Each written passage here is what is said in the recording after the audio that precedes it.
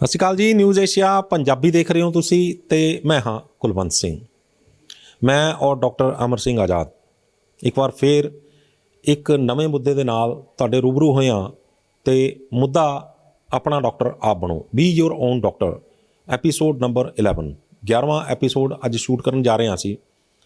ਤੇ ਅੱਜ ਦਾ ਵਿਸ਼ਾ ਰਹੇਗਾ ਬੋਡੀ ਦੇ ਅੰਦਰ ਸਭ ਤੋਂ ਵੱਡਾ ਵਿਕਾਰ ਜਿਸ ਤੋਂ ਸਾਰੀਆਂ ਬਿਮਾਰੀਆਂ ਬਣਦੀਆਂ ਨੇ ਉਹ ਕੀ ਹੈ, ਤੇ ਉਹ ਵਿਕਾਰ ਜਿਹੜਾ ਉਹ ਜੇ ਆ ਜਾਵੇ ਬੋਡੀ ਦੇ ਅੰਦਰ ਤੇ ਉਸ ਤੋਂ ਬਾਅਦ ਉਸ ਤੋਂ ਬਚਿਆ ਕਿੱਦਾਂ ਜਾਏ, ਕੀ ਉਸ ਵਿਕਾਰ ਨੂੰ ਠੀਕ ਕਰਨ ਦਾ ਕੋਈ ਤਰੀਕਾ ਹੈ, ਕਿਉਂਕਿ ਉਸ ਵਿਕਾਰ ਨੂੰ ਠੀਕ ਕਰਨ ਦੇ ਲਈ ਇੱਕ ਵੱਡੇ ਵਪਾਰ ਚੱਲ ਰਿਹਾ।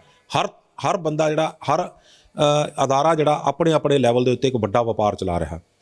ਕਰੋੜਾਂ ਅਰਬਾਂ ਰੁਪਏ ਦਾ ਵਪਾਰ ਚੱਲ ਰਹੇ ਨੇ, ਪਰ ਲੋਕਾਂ ਨੂੰ ਉਸ ਦੇ ਸਾਈਡ ਇਫੈਕਟ ਨਿਕਲ ਰਹੇ ਨੇ, ਲੋਕਾਂ ਨੂੰ ਫਾਇਦਾ ਕੋਈ ਨਹੀਂ ਹੋ ਰਿਹਾ। ਕੀ ਉਸ ਵਕਾਰ ਤੋਂ ਬਾਹਰ ਨਿਕਲਣ ਦਾ ਕੋਈ ਸੌਖਾ ਤੇ ਘਰ ਬੈਠਾ ਤਰੀਕਾ ਹੈਗਾ? ਡਾਕਟਰ ਸਾਹਿਬ ਤੁਹਾਡਾ ਨਿਊਜ਼ ਏਸ਼ੀਆ ਪੰਜਾਬੀ 'ਤੇ ਸਵਾਗਤ ਹੈ। ਸਤਿ ਸ਼੍ਰੀ ਅਕਾਲ ਜੀ ਸਾਰੇ ਦੋਸਤਾਂ ਨੂੰ। ਡਾਕਟਰ ਸਾਹਿਬ,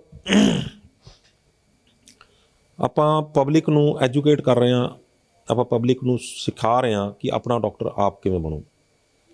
ਪਿਛਲੀ ਵਾਰ ਆਪਾਂ ਦੱਸਿਆ ਸੀਗਾ ਕਿ ਕਿਸ ਤਰੀਕੇ ਨਾਲ ਹੱਡਾਂ ਜੋੜਾਂ ਦੀਆਂ ਜਿਹੜੀਆਂ ਸਮੱਸਿਆਵਾਂ ਜਿਹੜੀਆਂ ਨੇ ਉਹ ਸਰੀਰ ਨੂੰ ਖਰਾਬ ਕਰਦੀਆਂ ਨੇ, ਕਿਹੜੇ ਤਰੀਕੇ ਦੇ ਹੱਡ ਜੋੜ ਦੇ ਪ੍ਰੋਬਲਮ ਆਉਂਦੇ ਨੇ, ਉਹਦੇ ਵਿੱਚ ਆਪਾਂ ਨੇ ਕੀ ਕਰਨਾ ਚਾਹੀਦਾ। ਪਰ ਜਿਹੜੀ ਸਭ ਤੋਂ ਵੱਡੀ ਸਮੱਸਿਆ ਹੈਗੀ ਆ ਉਹ ਹੈਗੀ ਆ, ਆਪਾਂ ਅੱਜ ਪੰਜਾਬ ਦੇ ਵਿੱਚ ਜੇਕਰ ਖਾਸ ਕਰ ਗੱਲ ਕੀਤੀ ਜਾਵੇ ਤਾਂ ਹਰ ਦੂਜਾ ਜਾਂ ਤੀਜਾ ਬੰਦਾ ਮੋਟਾ ਤੁਰਿਆ ਫਿਰਦਾ। ਇੱਥੋਂ ਤੱਕ ਕਿ ਜਿਹੜੀਆਂ ਸਾਡੀਆਂ ਹਥਿਆਰਬੰਦ ਫੌਜਾਂ ਨੇ, ਫੋਰਸਿਸ ਨੇ, ਜਿਹਦੇ 'ਚ ਜਿਹਨੂੰ ਡਿਸਿਪਲਿਨ ਫੋਰਸ ਕਿਹਾ ਜਾਂਦਾ, ਉਹਨਾਂ ਦੇ ਵਿੱਚ ਵੀ ਤੁਸੀਂ ਦੇਖੋਗੇ ਤਾਂ ਪੁਲਿਸ ਦੇ ਵਿੱਚ ਵੀ ਬਹੁਤ ਬੁਰਾ ਹਾਲ ਹੈ। ਉਹ ਵੀ ਮੋਟੇ ਤੁਰੇ ਫਿਰਦੇ ਨੇ ਬਹੁਤ ਜ਼ਿਆਦਾ ਲੋਕ। ਅਤੇ ਮੈਂ ਉਹਦੇ 'ਤੇ ਜਦੋਂ ਮੈਂ ਦੈਨਿਕ ਭਾਸਕਰ ਅਖਬਾਰ ਦੇ ਵਿੱਚ ਕੰਮ ਕਰਦਾ ਸੀਗਾ ਅਤੇ ਮੈਂ ਉਹਦੇ 'ਤੇ ਇੱਕ ਸਟੋਰੀ ਵੀ ਕਵਰ ਕੀਤੀ ਸੀ ਵੀ ਕੈਦੀ ਜਿਹੜੇ ਸੀ ਉਹ ਜੇਲ੍ਹ ਦੇ ਅੰਦਰ ਜਿਹੜੇ ਸੀ ਉਹ ਕਰਦੇ ਸੀਗੇ, ਐਕਸਰਸਾਈਜ਼ਾਂ ਕਰਦੇ ਸੀ, ਅਤੇ ਜਿਹੜੇ ਬਾਹਰ ਪੁਲਿਸ ਵਾਲੇ ਸੀ ਉਹ ਮੋਟੇ ਤੁਰੇ ਫਿਰਦੇ ਸੀਗੇ। ਅਤੇ ਮੈਂ ਉਹਦਾ ਹੈਡਿੰਗ ਦਿੱਤਾ ਸੀਗਾ ਵੀ ਕੈਦੀ ਹੈ ਜੋਸ਼ ਮੇਂ ਔਰ ਪੁਲਿਸ ਮੋਟਾਪੇ ਕੀ ਆਗੋਸ਼ ਮੇਂ। ਵੀ ਜਦੋਂ ਅੰਦਰੋਂ ਐਕਸਰਸਾਈਜ਼ ਕਰਕੇ ਉਹ ਤਗੜੇ ਹੋ ਕੇ ਬਾਹਰ ਨਿਕਲਣਗੇ, ਰਿਪੀਟ ਕ੍ਰਾਈਮ ਕਰਨ ਵਾਲੇ ਜਿਹੜੇ ਉਹ ਪੁਲਿਸ ਵਾਲਿਆਂ ਦੇ ਭਾਰੀ ਪੈਣਗੇ। ਹਾਲਾਤ ਇਸ ਤਰ੍ਹਾਂ ਦੇ ਬਣ ਚੁੱਕੇ ਨੇ ਕਿ ਸਾਡੇ ਜਿਹੜੇ ਡਿਸਿਪਲਿਨ ਫੋਰਸ ਨੇ, ਜਿਨ੍ਹਾਂ ਨੂੰ ਡਿਸਿਪਲਿਨ 'ਚ ਰੱਖਿਆ ਜਾਂਦਾ, ਉਹ ਵੀ ਜਿਹੜੇ ਆ ਉਹ ਮੋਟਾਪੇ ਦੀ ਗੋਸ਼ਟ 'ਚ ਆ ਚੁੱਕੇ ਨੇ। ਆਮ ਪਬਲਿਕ ਨੂੰ ਤਾਂ ਕੋਈ ਡਿਸਿਪਲਿਨ 'ਚ ਰੱਖਦਾ ਹੀ ਨਹੀਂ ਹੈਗਾ। ਸੋ ਕੀ ਕਹਿਣਾ ਚਾਹੋਗੇ, ਕਿੱਥੋਂ ਇਹ ਐਡੀ ਵੱਡੀ ਅਲਾਮਤ ਆ ਗਈ? ਕਿਉਂਕਿ ਪੰਜਾਬੀ ਤਾਂ ਬਹੁਤ ਜ਼ਿਆਦਾ ਪਾਵਰਫੁਲ ਅਤੇ ਮਿਹਨਤਕਸ਼ ਮੰਨੇ ਜਾਂਦੇ, ਕਿੱਥੇ ਕੀ ਹੋ ਗਿਆ ਇਹ? ਕੁਲਵੰਤ ਜੀ, ਜਿਹੜਾ ਪਿਛਲੇ 5-7 ਦਿਨ ਪਹਿਲਾਂ ਹੀ ਮੈਂ ਇੱਕ ਬਹੁਤ ਸੀਨੀਅਰ ਪੁਲਿਸ ਅਫਸਰ ਹੈ, ਉਹ ਮੇਰੇ ਕੋਲ ਬੈਠਾ ਸੀ ਅਤੇ ਉਹ ਗੱਲਾਂ ਚੱਲਦੇ ਉਹ ਬੜਾ ਡਿਸਿਪਲਿਨਡ ਜਿਹਾ ਬੰਦਾ ਹੈ ਅਤੇ ਉਹਦਾ ਜਿਹੜਾ ਬਿਲਕੁਲ ਗਹਿਰਾ ਸਰੀਰ ਹੈ, ਉਹਦਾ ਭਾਰ ਵੀ ਮੈਂ ਦੇ ਪਿਛਲੇ ਮਤਲਬ 18-20 ਸਾਲ ਤੋਂ ਉੱਦਾਂ ਹੀ ਹੈ ਅਤੇ ਬੜਾ ਫਿੱਟ ਹੈ। ਹਾਲਾਂਕਿ ਉਹ ਰਿਟਾਇਰਮੈਂਟ ਦੇ ਨੇੜੇ ਆ। ਅਤੇ ਉਹਨੂੰ ਉਹ ਗੱਲਾਂ ਕਰਦੇ ਆਹੀ ਗੱਲ ਹੋ ਗਈ ਜਿਹੜੀ ਤੁਸੀਂ ਗੱਲ ਕਰ ਰਹੇ ਹੋ ਕਿ ਜਿਹੜੇ ਤੁਹਾਡੇ ਪੁਲਿਸ ਮੁਲਾਜ਼ਮ ਨੇ ਅੱਜ ਕੱਲ੍ਹ ਤਾਂ ਬੜਾ ਗੋਗਣ ਵਾਲੇ ਹੋ ਗਏ। ਉਹ ਕਹਿੰਦਾ ਡਾਕਟਰ ਸਾਹਿਬ ਕੀ ਕਰੀਏ, ਗੋਗਣ ਵਾਲੇ ਤਾਂ ਹੋਣਾ ਹੀ ਆ। ਨਾ ਸਾਡਾ ਕੋਈ ਖਾਣ ਦਾ ਟਾਈਮ, ਨਾ ਸਾਡਾ ਕੋਈ ਸੌਣ ਦਾ ਟਾਈਮ, ਨਾ ਸਾਡਾ ਕੋਈ ਜਾਗਣ ਦਾ ਟਾਈਮ, ਨਾ ਸਾਡਾ ਕੋਈ ਡਿਊਟੀ ਦਾ ਟਾਈਮ। ਜਿੱਥੇ ਜੋ ਮਿਲਦਾ ਅਸੀਂ ਤਰਾਤੂਸ ਖਾ ਜਾਂਦੇ ਹਾਂ। ਅਤੇ ਫਿਰ ਇੰਨੀ ਕੁ ਜ਼ਿਆਦਾ ਡਿਊਟੀ ਸਾਡੀ ਔਡ ਹੈ, ਅਜੀਬ ਜਿਹੀ ਡਿਊਟੀ ਹੈ ਕਿ ਸਟਰੈਸ ਇੰਨਾ ਹੁੰਦਾ, ਤਣਾਅ ਇੰਨਾ ਹੁੰਦਾ ਕਿ ਸ਼ਾਮ ਨੂੰ ਦਾਰੂ ਪੀਣ ਨੂੰ ਵੀ ਜਿਹੜਾ ਹੈ ਉਹ ਆਧਾਰ ਬਣ ਜਾਂਦਾ ਉਹਦਾ। ਉਹ ਜਿਹੜਾ ਬੰਦਾ ਇੰਨਾ ਤਣਾਅ 'ਚ ਹੋਏਗਾ ਤਾਂ ਇੱਕ ਸਟੇਜ 'ਤੇ ਜਾ ਕੇ ਉਹ ਮਹਿਸੂਸ ਕਰਦਾ ਯਾਰ ਮੈਨੂੰ ਕਦੇ ਤਾਂ ਮੈਨੂੰ ਲੱਗੇ ਵੀ ਮੈਂ ਆਪਣੇ ਲਈ ਕੰਮ ਕੁਛ ਕਰ ਰਿਹਾ, ਕਦੇ ਤਾਂ ਰਿਲੈਕਸ ਮਹਿਸੂਸ ਹੋਵੇ, ਕਦੇ ਤਾਂ ਤਣਾਅ ਮੁਕਤ ਮਹਿਸੂਸ ਹੋਵੇ। ਤਾਂ ਉਹ ਤਣਾਅ ਮੁਕਤੀ ਦਾ ਪੰਜਾਬੀਆਂ ਨੇ ਬੜਾ ਸੋਹਣਾ ਤਰੀਕਾ ਕੱਢ ਲਿਆ, ਦਾਰੂ ਪੀ ਲਓ ਸ਼ਾਮ ਨੂੰ, ਪੈੱਗ ਲਾਓ 2-3। ਅਤੇ ਪੈੱਗ ਲਾਓ, ਅਤੇ ਪੈੱਗ ਇੱਕ ਇਹੋ ਜਿਹੀ ਚੀਜ਼ ਹੈ ਜਿਹੜੀ ਕਿ ਫਿਰ ਡਾਈਟ ਮੰਗਦੀ ਹੈ, ਕਿਉਂਕਿ ਉਹ ਅਲਕੋਹਲ ਜਿਹੜੀ ਹੈ ਨਾਲ ਹਜ਼ਮ ਕਰੀ ਜਾਂਦੀ ਹੈ ਚੀਜ਼ ਨੂੰ ਧੱਕੇ ਨਾਲ ਹੀ। ਸਰੀਰ ਨੂੰ ਲੋੜ ਹੋਵੇ ਨਾ ਹੋਵੇ, ਜੇ ਤਾਂ ਨੋਰਮਲ ਬੰਦਾ ਜਿਹੜਾ ਤਾਂ ਉਹ ਓਨਾ ਕੀ ਖਾ ਸਕੇਗਾ ਜਿੰਨੀ ਕੁ ਉਹਦੀ ਲੋੜ ਹੈ। ਪਰ ਜਦੋਂ ਅਲਕੋਹਲ ਹੁੰਦੀ ਹੈ ਤਾਂ ਅਲਕੋਹਲ ਦੇ ਅੰਦਰ ਇੱਕ ਗੁਣ ਹੈ ਕਿ ਉਹ ਸਾਰੇ ਭੋਜਨ ਨੂੰ ਇੱਕਦਮ ਜਿਹੜਾ ਹੈ ਉਹ ਘੁਲਣਸ਼ੀਲ ਕਰ ਦਿੰਦੀ ਹੈ। ਅਲਕੋਹਲ ਜਿਹੜੀ ਹੈ, ਦਾਰੂ ਹੈ ਜਿਹੜੀ, ਅਤੇ ਵਿੱਚ ਸੋਡਾ ਪਾ ਕੇ ਤਾਂ ਹੋਰ ਵੀ ਉਸ ਤੋਂ ਅੱਗੇ ਹੋ ਗਿਆ। ਤਾਂ ਉਹ ਕੀ ਹੁੰਦਾ ਕਿ ਉਹਦੇ ਨਾਲ ਜੇ ਸਰੀਰ ਨੂੰ ਭੋਜਨ ਨਹੀਂ ਵੀ ਚਾਹੀਦਾ ਤਾਂ ਵੀ ਉਹ ਭੋਜਨ ਜਿਹੜਾ ਤੁਹਾਡੇ ਹਜਮ ਮੌਕੇ 'ਤੇ ਖੂਨ 'ਚ ਜਾ ਵੜਦਾ। ਤਾਂ ਇਹ ਜਿਹੜਾ ਸਾਰਾ ਰੂਟੀਨ ਹੈ ਪੁਲਿਸ ਮੁਲਾਜ਼ਮਾਂ ਦਾ, ਇਹ ਇਕੱਲੇ ਪੁਲਿਸ ਮੁਲਾਜ਼ਮਾਂ ਦਾ ਨਹੀਂ ਹੈ, ਸਾਡੇ ਬਹੁਤ ਸਾਰੇ ਮਹਿਕਮਿਆਂ ਦਾ, ਬਹੁਤ ਸਾਰੇ ਲੋਕਾਂ ਦਾ ਰੂਟੀਨ ਅੱਜ ਕੱਲ੍ਹ ਇੱਦਾਂ ਦਾ ਬਣ ਗਿਆ। ਮੈਂ ਹੁਣੇ ਸੋਚ ਰਿਹਾ ਸੀ, ਤੁਸੀਂ ਲੋਹੜੀ ਦੀਆਂ ਮੁਬਾਰਕਾਂ ਦੇ ਰਹੇ ਸੀ, ਵੀ ਪੁਰਾਣਾ ਜ਼ਮਾਨਾ ਕਿੰਨਾ ਵਧੀਆ ਹੁੰਦਾ ਸੀਗਾ, ਵੀ ਆਪਣੀ ਰੋਟੀ ਪਾਣੀ ਖਾਇਆ ਅਤੇ ਮੌਜ ਮਸਤੀ ਕੀਤੀ, ਉਹ ਬੈਠੇ ਉੱਠੇ ਗੱਪਾਂ ਛੱਪਾਂ ਮਾਰੀਆਂ ਅਤੇ ਹਾਸੀ ਮਜ਼ਾਕ ਕੀਤਾ, ਕਿੰਨੀ ਰਿਲੈਕਸਡ ਲਾਈਫ ਹੁੰਦੀ ਸੀਗੀ। ਹੁਣ ਉਹ ਜ਼ਮਾਨੇ ਯਾਦ ਆ ਜਾਂਦੇ ਆ ਫਿਰ, ਜਿਹੜੇ ਯੰਗ ਲਾਈਫ ਵਾਲੇ ਅੱਜ ਤੋਂ 30 ਸਾਲ 40 ਸਾਲ ਪਹਿਲਾਂ ਦੇ, ਕਿ ਉਦੋਂ ਕਿੱਦਾਂ ਦਾ ਜੀਵਨ ਸੀਗਾ ਅਤੇ ਅੱਜ ਕਿੱਦਾਂ ਦਾ। ਅੱਜ ਇੰਨਾ ਸਟਰੈਸਫੁਲ ਜੀਵਨ ਹੈ, ਇੰਨਾ ਤਣਾਅ ਭਰਿਆ ਜੀਵਨ ਕਿ ਬੰਦਾ ਸਾਰਾ ਦਿਨ ਤਾਂ ਮਾਰਾਮਾਰੀ ਕਰਦਾ, ਸਵੇਰ ਤੋਂ ਲੈ ਕੇ ਸ਼ਾਮ ਤੱਕ ਭੱਜੀ ਦੌੜੀ ਜਾਂਦਾ, ਉਹਦੇ ਭੱਜਦੇ ਦੌੜਦੇ ਉਹ ਖਾਂਦਾ ਕਾਹਲੀ 'ਚ, ਜੋ ਮਿਲ ਜਾਂਦਾ ਖਾ ਲੈਂਦਾ। ਫਿਰ ਉਹ ਬ੍ਰੈਡ ਮਿਲ ਗਈ, ਕਦੀ ਕੋਈ ਕਿਤੇ ਕੁਛ, ਜੋ ਵੀ ਮਿਲਿਆ ਖਾ ਜਾਂਦਾ, ਕਿਉਂਕਿ ਉਹਦਾ ਧਿਆਨ ਤਾਂ ਕੰਮ 'ਚ ਹੁੰਦਾ। ਉਹ ਖਾਣਾ ਜਿਹੜਾ ਉਹ ਕੋਈ ਜਿਹਨੂੰ ਕਹਿੰਦੇ ਆ ਚੇਤਨ ਤੌਰ 'ਤੇ ਨਹੀਂ ਖਾਂਦਾ, ਉਹ ਪਲਾਨ ਢੰਗ ਨਾਲ ਨਹੀਂ ਖਾਂਦਾ, ਡਿਸਿਪਲਿਨ ਢੰਗ ਨਾਲ ਨਹੀਂ ਖਾਂਦਾ। ਖਾਣਾ ਤਾਂ ਜਸਟ ਇਸ ਕਰਕੇ ਖਾਂਦਾ ਕਿ ਜਿਹੜਾ ਸਰੀਰ ਹੈ ਉਹ ਤਣਾਅ ਵਾਲਾ ਕੰਮ ਕਰਦਾ ਰਹੇ ਲਗਾਤਾਰ, ਕਿ ਜੋ ਤੁਸੀਂ ਤਣਾਅ 'ਚ ਕੰਮ ਕਰ ਰਹੇ ਹੋ, ਬਹੁਤ ਤੇਜ਼ੀ ਨਾਲ ਕੰਮ ਕਰ ਰਹੇ ਹੋ, ਬਹੁਤ ਮਾਰਾਮਾਰੀ ਕਰ ਰਹੇ ਹੋ, ਤਾਂ ਉਹ ਕੁਦਰਤੀ ਗੱਲ ਉਹਦੇ ਅੰਦਰ ਜਿਹੜੀ ਸ਼ੂਗਰ ਨੂੰ ਹਾਈ ਰੱਖਣ ਦੀ ਟੈਂਡੈਂਸੀ ਹੁੰਦੀ ਹੈ, ਕਿ ਸ਼ੂਗਰ ਹਾਈ ਰੱਖਣਾ ਇੱਕ ਮਜਬੂਰੀ ਹੈ ਤੁਹਾਡੀ। ਉਹ ਜੇ ਤੁਸੀਂ ਤਣਾਅ 'ਚ ਕੰਮ ਕਰਨਾ ਹੈ ਤਾਂ ਸ਼ੂਗਰ ਹਾਈ ਰਹਿਣੀ ਚਾਹੀਦੀ ਹੈ, ਤਾਂ ਹੀ ਤਣਾਅ ਵਾਲਾ ਕੰਮ ਹੋਏਗਾ। ਜਦੋਂ ਵੀ ਤਣਾਅ ਵਾਲਾ ਕੰਮ ਹੁੰਦਾ ਤਾਂ ਸਰੀਰ ਸ਼ੂਗਰ ਹਾਈ ਕਰ ਦਿੰਦਾ।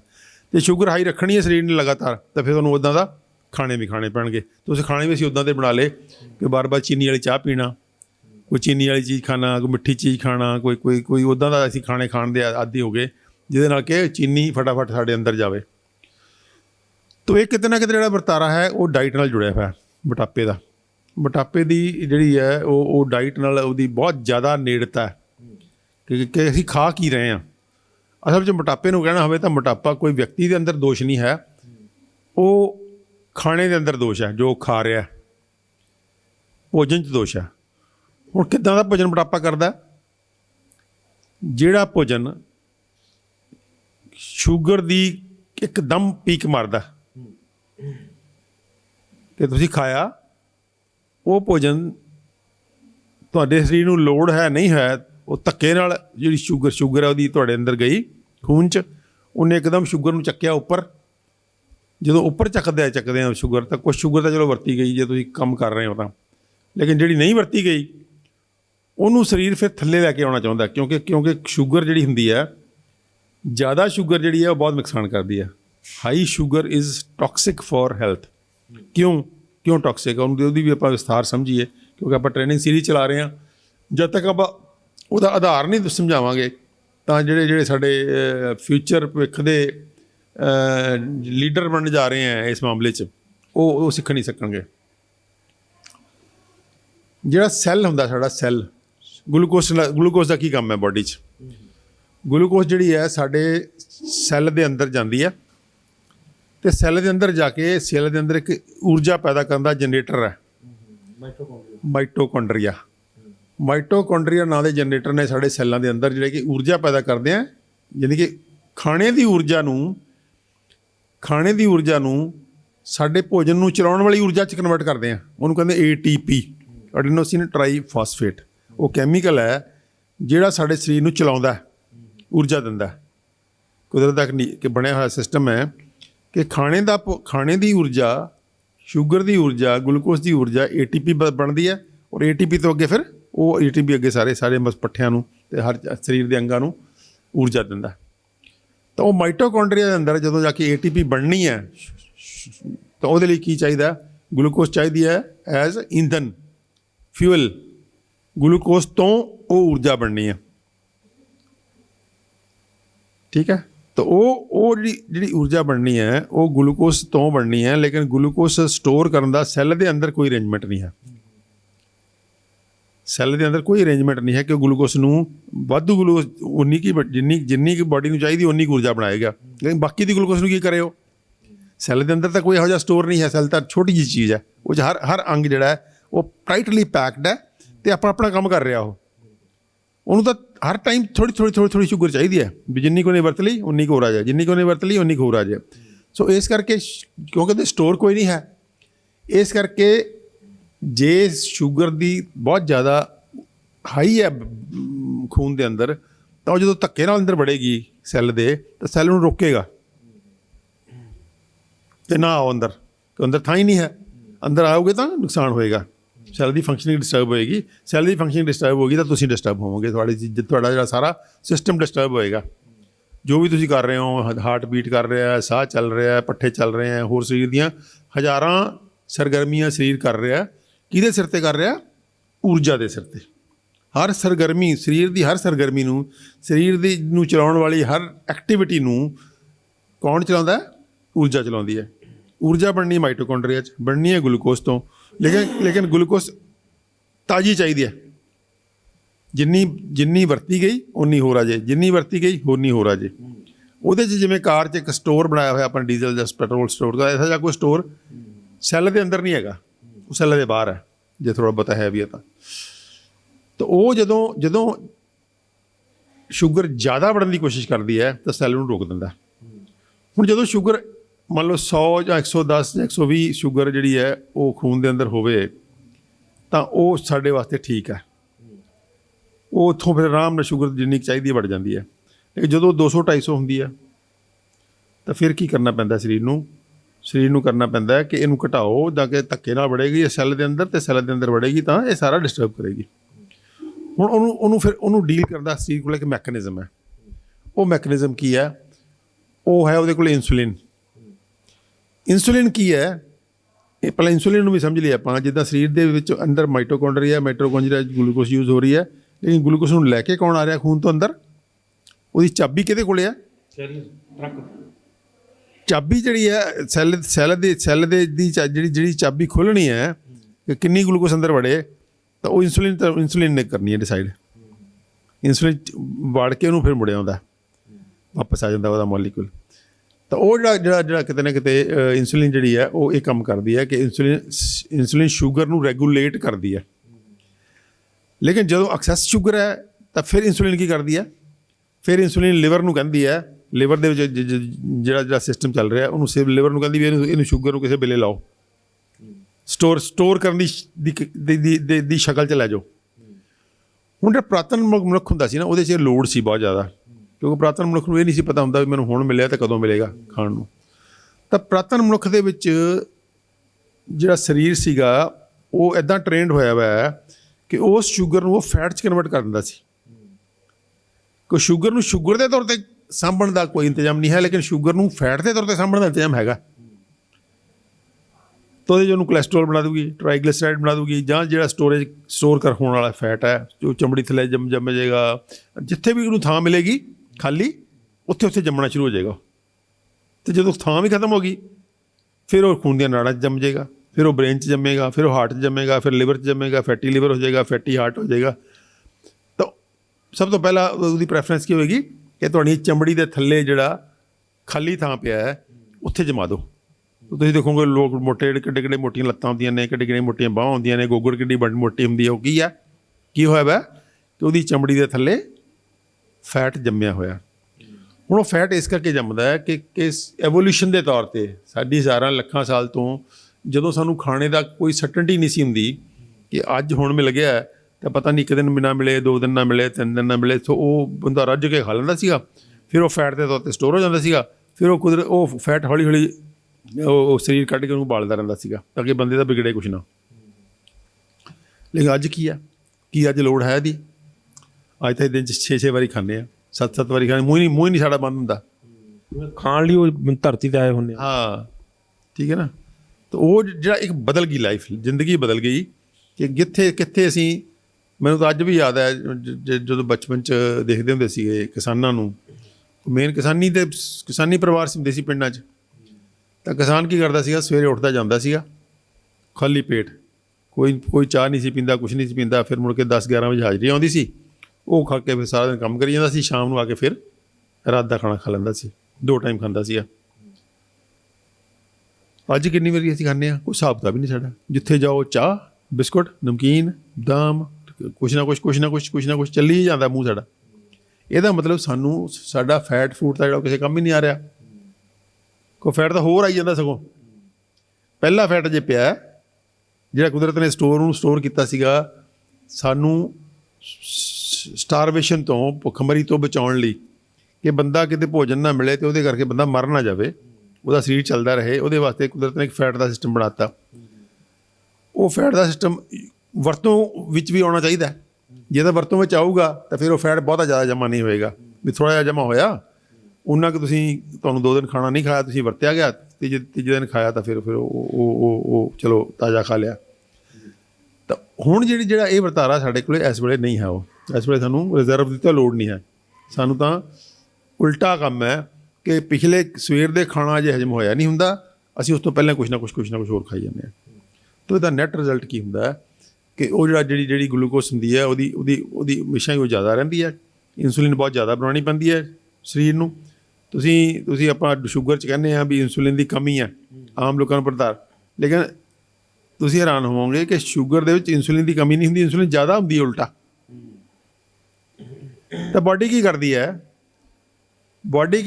ਕਿ ਇਨਸੂਲਿਨ, ਉਹ ਹਾਈ ਸ਼ੂਗਰ ਤੋਂ ਬਚਣ ਵਾਸਤੇ ਉਹਨੂੰ ਕਹਿੰਦੇ ਆ ਇਨਸੂਲਿਨ ਰੈਜ਼ਿਸਟੈਂਸ, ਕਿ ਬਾਡੀ ਇਨਸੂਲਿਨ ਨੂੰ ਰਿਸਪੌਂਡ ਹੀ ਕਰਨਾ ਬੰਦ ਕਰ ਦਿੰਦੀ ਹੈ।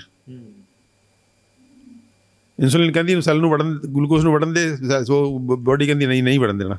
ਮਤਲਬ ਉਹਦਾ ਉਹ ਗੱਲ ਹੋ ਗਈ ਵੀ ਇਹਦਾ ਤਾਂ ਕੰਮ ਹੀ ਇਹ ਰੋਜ਼ ਹੀ ਆ ਜਾਂਦਾ ਲੈ ਕੇ, ਤੇ ਸਾਨੂੰ ਚਾਹੀਦਾ ਹੁੰਦਾ ਨਹੀਂ, ਇਹਨੂੰ ਬੰਦ ਹੀ ਕਰ ਦਿਓ। ਹਾਂ, ਤਾਂ ਇਨਸੂਲਿਨ ਰੈਜ਼ਿਸਟੈਂਸ, ਉਹ ਇਨਸੂਲਿਨ ਰੈਜ਼ਿਸਟੈਂਸ ਕੋਈ ਬਿਮਾਰੀ ਨਹੀਂ ਹੈ। ਇਨਸੂਲਿਨ ਰੈਜ਼ਿਸਟੈਂਸ ਬਾਡੀ ਦਾ ਡਿਫੈਂਸ ਮੈਕੈਨਿਜ਼ਮ ਹੈ ਆਪਣੇ ਸੈੱਲਾਂ ਨੂੰ ਬਚਾਉਣ ਵਾਸਤੇ, ਕਿ ਸੈੱਲ ਨੂੰ ਗਲੂਕੋਜ਼ ਚਾਹੀਦੀ ਨਹੀਂ ਹੈ। ਇਨਸੂਲਿਨ ਨੂੰ ਧੱਕੇ ਨਾਲ ਅੰਦਰ ਵੜਨ ਦੀ ਕੋਸ਼ਿਸ਼ ਕਰ ਰਹੀ ਹੈ ਕਿਉਂਕਿ ਜ਼ਿਆਦਾ। ਇਨਸੂਲਿਨ ਵੀ ਕੀ ਕਰੇ, ਕਿਉਂਕਿ ਖੂਨ 'ਚ ਜ਼ਿਆਦਾ ਤਾਂ ਨੁਕਸਾਨ ਕਰੇਗੀ। ਉਹਨੂੰ ਧੱਕੇ ਨਾਲ ਉਹਨੂੰ ਕਹਿੰਦੀ ਤੂੰ ਸੈੱਲ 'ਚ ਵੜ ਜਾ, ਤਾਂ ਕਿ ਜਿਹੜੇ ਵਾਈਟਲ ਆਰਗਨ ਨੇ, ਬ੍ਰੇਨ ਹੈ ਤੁਹਾਡਾ, ਹਾਰਟ ਹੈ, ਜਿੱਥੇ ਕਿ ਨੁਕਸਾਨ ਜ਼ਿਆਦਾ ਹੋ ਸਕਦਾ ਉੱਥੇ ਨੁਕਸਾਨ ਨਾ ਹੋਵੇ।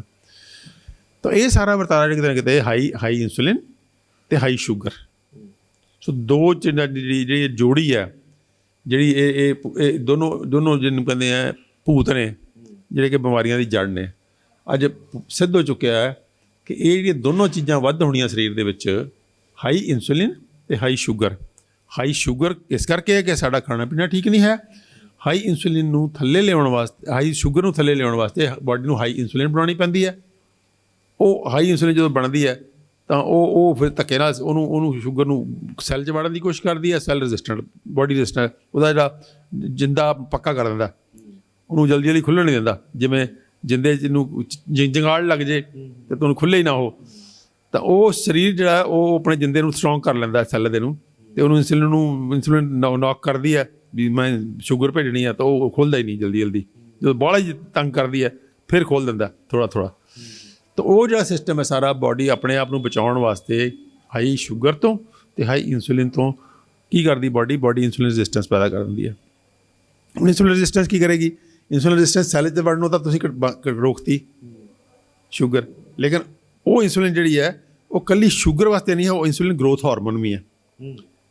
ਯਾਨੀ ਕਿ ਅਗਰ ਹਾਈ ਇਨਸੂਲਿਨ ਹੋਏਗੀ ਤਾਂ ਤੁਹਾਡੇ ਸੈੱਲ ਮਲਟੀਪਲਾਈ ਕਰਕੇ ਹੋਰ ਨਵੇਂ ਸੈੱਲ ਬਣ ਜਾਣਗੇ, ਅਤੇ ਨਵੇਂ ਸੈੱਲ ਕਾਹਦੇ ਬਣਨਗੇ? ਫੈਟ ਦੇ। ਤਾਂ ਫੈਟ ਸੈੱਲ ਬਣਾ ਦਿੰਦੀ ਹੈ। ਫੈਟ ਸੈੱਲ ਬਣਾ ਕੇ ਫੈਟ ਸਟੋਰ ਕਰੀ ਜਾਂਦੀ ਹੈ। ਸਪੈਸ਼ਲ ਸੈੱਲ ਕ੍ਰੀਏਟ ਕਰ ਲੈਂਦੀ ਹੈ ਬਾਡੀ।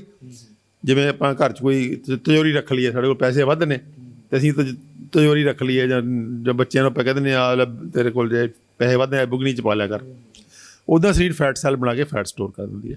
ਗੁੰਡਾਂ ਜਿਹੜੀਆਂ ਬਣ ਜਾਂਦੀਆਂ ਸਰੀਰ 'ਚ ਅੱਡ ਥਾਂ ਦੇ ਉੱਤੇ, ਉਹ ਉਸੇ ਕਰਕੇ। ਹਾਂ ਬਿਲਕੁਲ, ਗੰਢਾਂ ਵੀ ਜਿਹੜੀਆਂ ਨੇ, ਦੇਖੋ ਅਸੀਂ ਜਦੋਂ ਡਾਈਟ ਦਿੰਦੇ ਹਾਂ ਗੰਢਾਂ ਵੀ ਘੁਲਣੀਆਂ ਸ਼ੁਰੂ ਹੋ ਜਾਂਦੀਆਂ ਨੇ। ਇਹਦਾ ਮਤਲਬ ਹੈ ਗੰਢਾਂ ਵੀ ਉਹੋ ਜਿਹਾ ਹੀ ਮੈਕੈਨਿਜ਼ਮ ਹੈ, ਫੈਟ ਵਰਗਾ ਹੀ।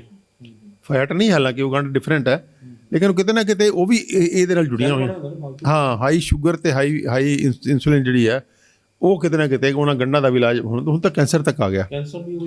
ਬਿਲਕੁਲ, ਕੈਂਸਰ ਤੱਕ ਵੀ ਆ ਗਿਆ ਕਿ ਜਿਹੜਾ ਇਹ ਲਗਾਤਾਰ ਤੁਸੀਂ 24 ਘੰਟੇ ਹੀ ਤੁਹਾਡੇ ਸਰੀਰ 'ਚ ਅਗਰ ਸ਼ੂਗਰ ਜ਼ਿਆਦਾ ਰਹੀ ਜਾ ਰਹੀ ਹੈ ਅਤੇ ਇਨਸੂਲਿਨ ਜ਼ਿਆਦਾ ਰਹੀ ਜਾ ਰਹੀ ਹੈ, ਤਾਂ ਉਹਨੂੰ ਸਰੀਰ ਨੂੰ ਬਚਾਉਣ ਵਾਸਤੇ ਜੋ ਕੁਛ ਸਰੀਰ ਕਰਦਾ ਹੈ ਉਹ ਸਾਰੀਆਂ ਬਿਮਾਰੀਆਂ ਦੀ ਸ਼ਕਲ ਲੈ ਜਾਂਦਾ।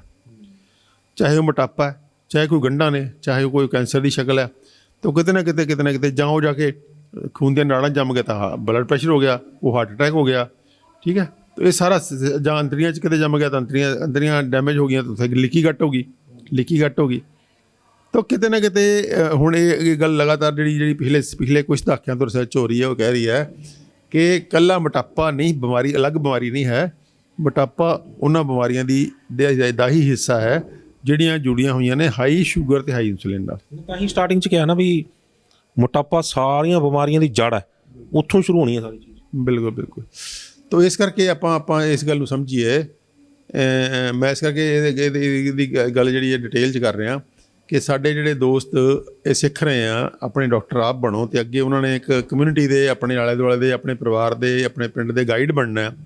ਉਹਨਾਂ ਨੂੰ ਇਹ ਗੱਲ ਸਮਝਾਉਣੀ ਬੇਹੱਦ ਜ਼ਰੂਰੀ ਹੈ ਕਿ ਸਾਡੀ ਡਾਈਟ ਦੇ ਵਿੱਚ ਸ਼ੂਗਰ ਪੈਦਾ ਕਰਨ ਵਾਲੇ ਜਿਹੜੇ ਖਾਣੇ ਨੇ ਉਹ ਘੱਟ ਹੋਣੇ ਚਾਹੀਦੇ ਆ, ਅਤੇ ਉਹ ਖਾਣੇ ਅਸੀਂ ਖਾਈਏ ਜਿਹਦੇ 'ਚ ਸ਼ੂਗਰ ਹੌਲੀ ਹੌਲੀ ਰਿਲੀਜ਼ ਹੋਵੇ, ਉਹ ਰੁਕ ਜਾਵੇ ਅੰਤੜੀਆਂ 'ਚ। ਸਰੀਰ ਉਸ ਡਾਈਟ ਇੱਦਾਂ ਦੀ ਹੋਵੇ ਕਿ ਸਰੀਰ ਉਹਨੂੰ ਰੋਕ ਪਾਵੇ, ਉੱਥੇ ਰੁਕੀ ਰਹੇ ਅੰਤੜੀਆਂ 'ਚ, ਅਤੇ ਹੌਲੀ ਹੌਲੀ ਉਹ ਖੂਨ 'ਚ ਜਾਵੇ।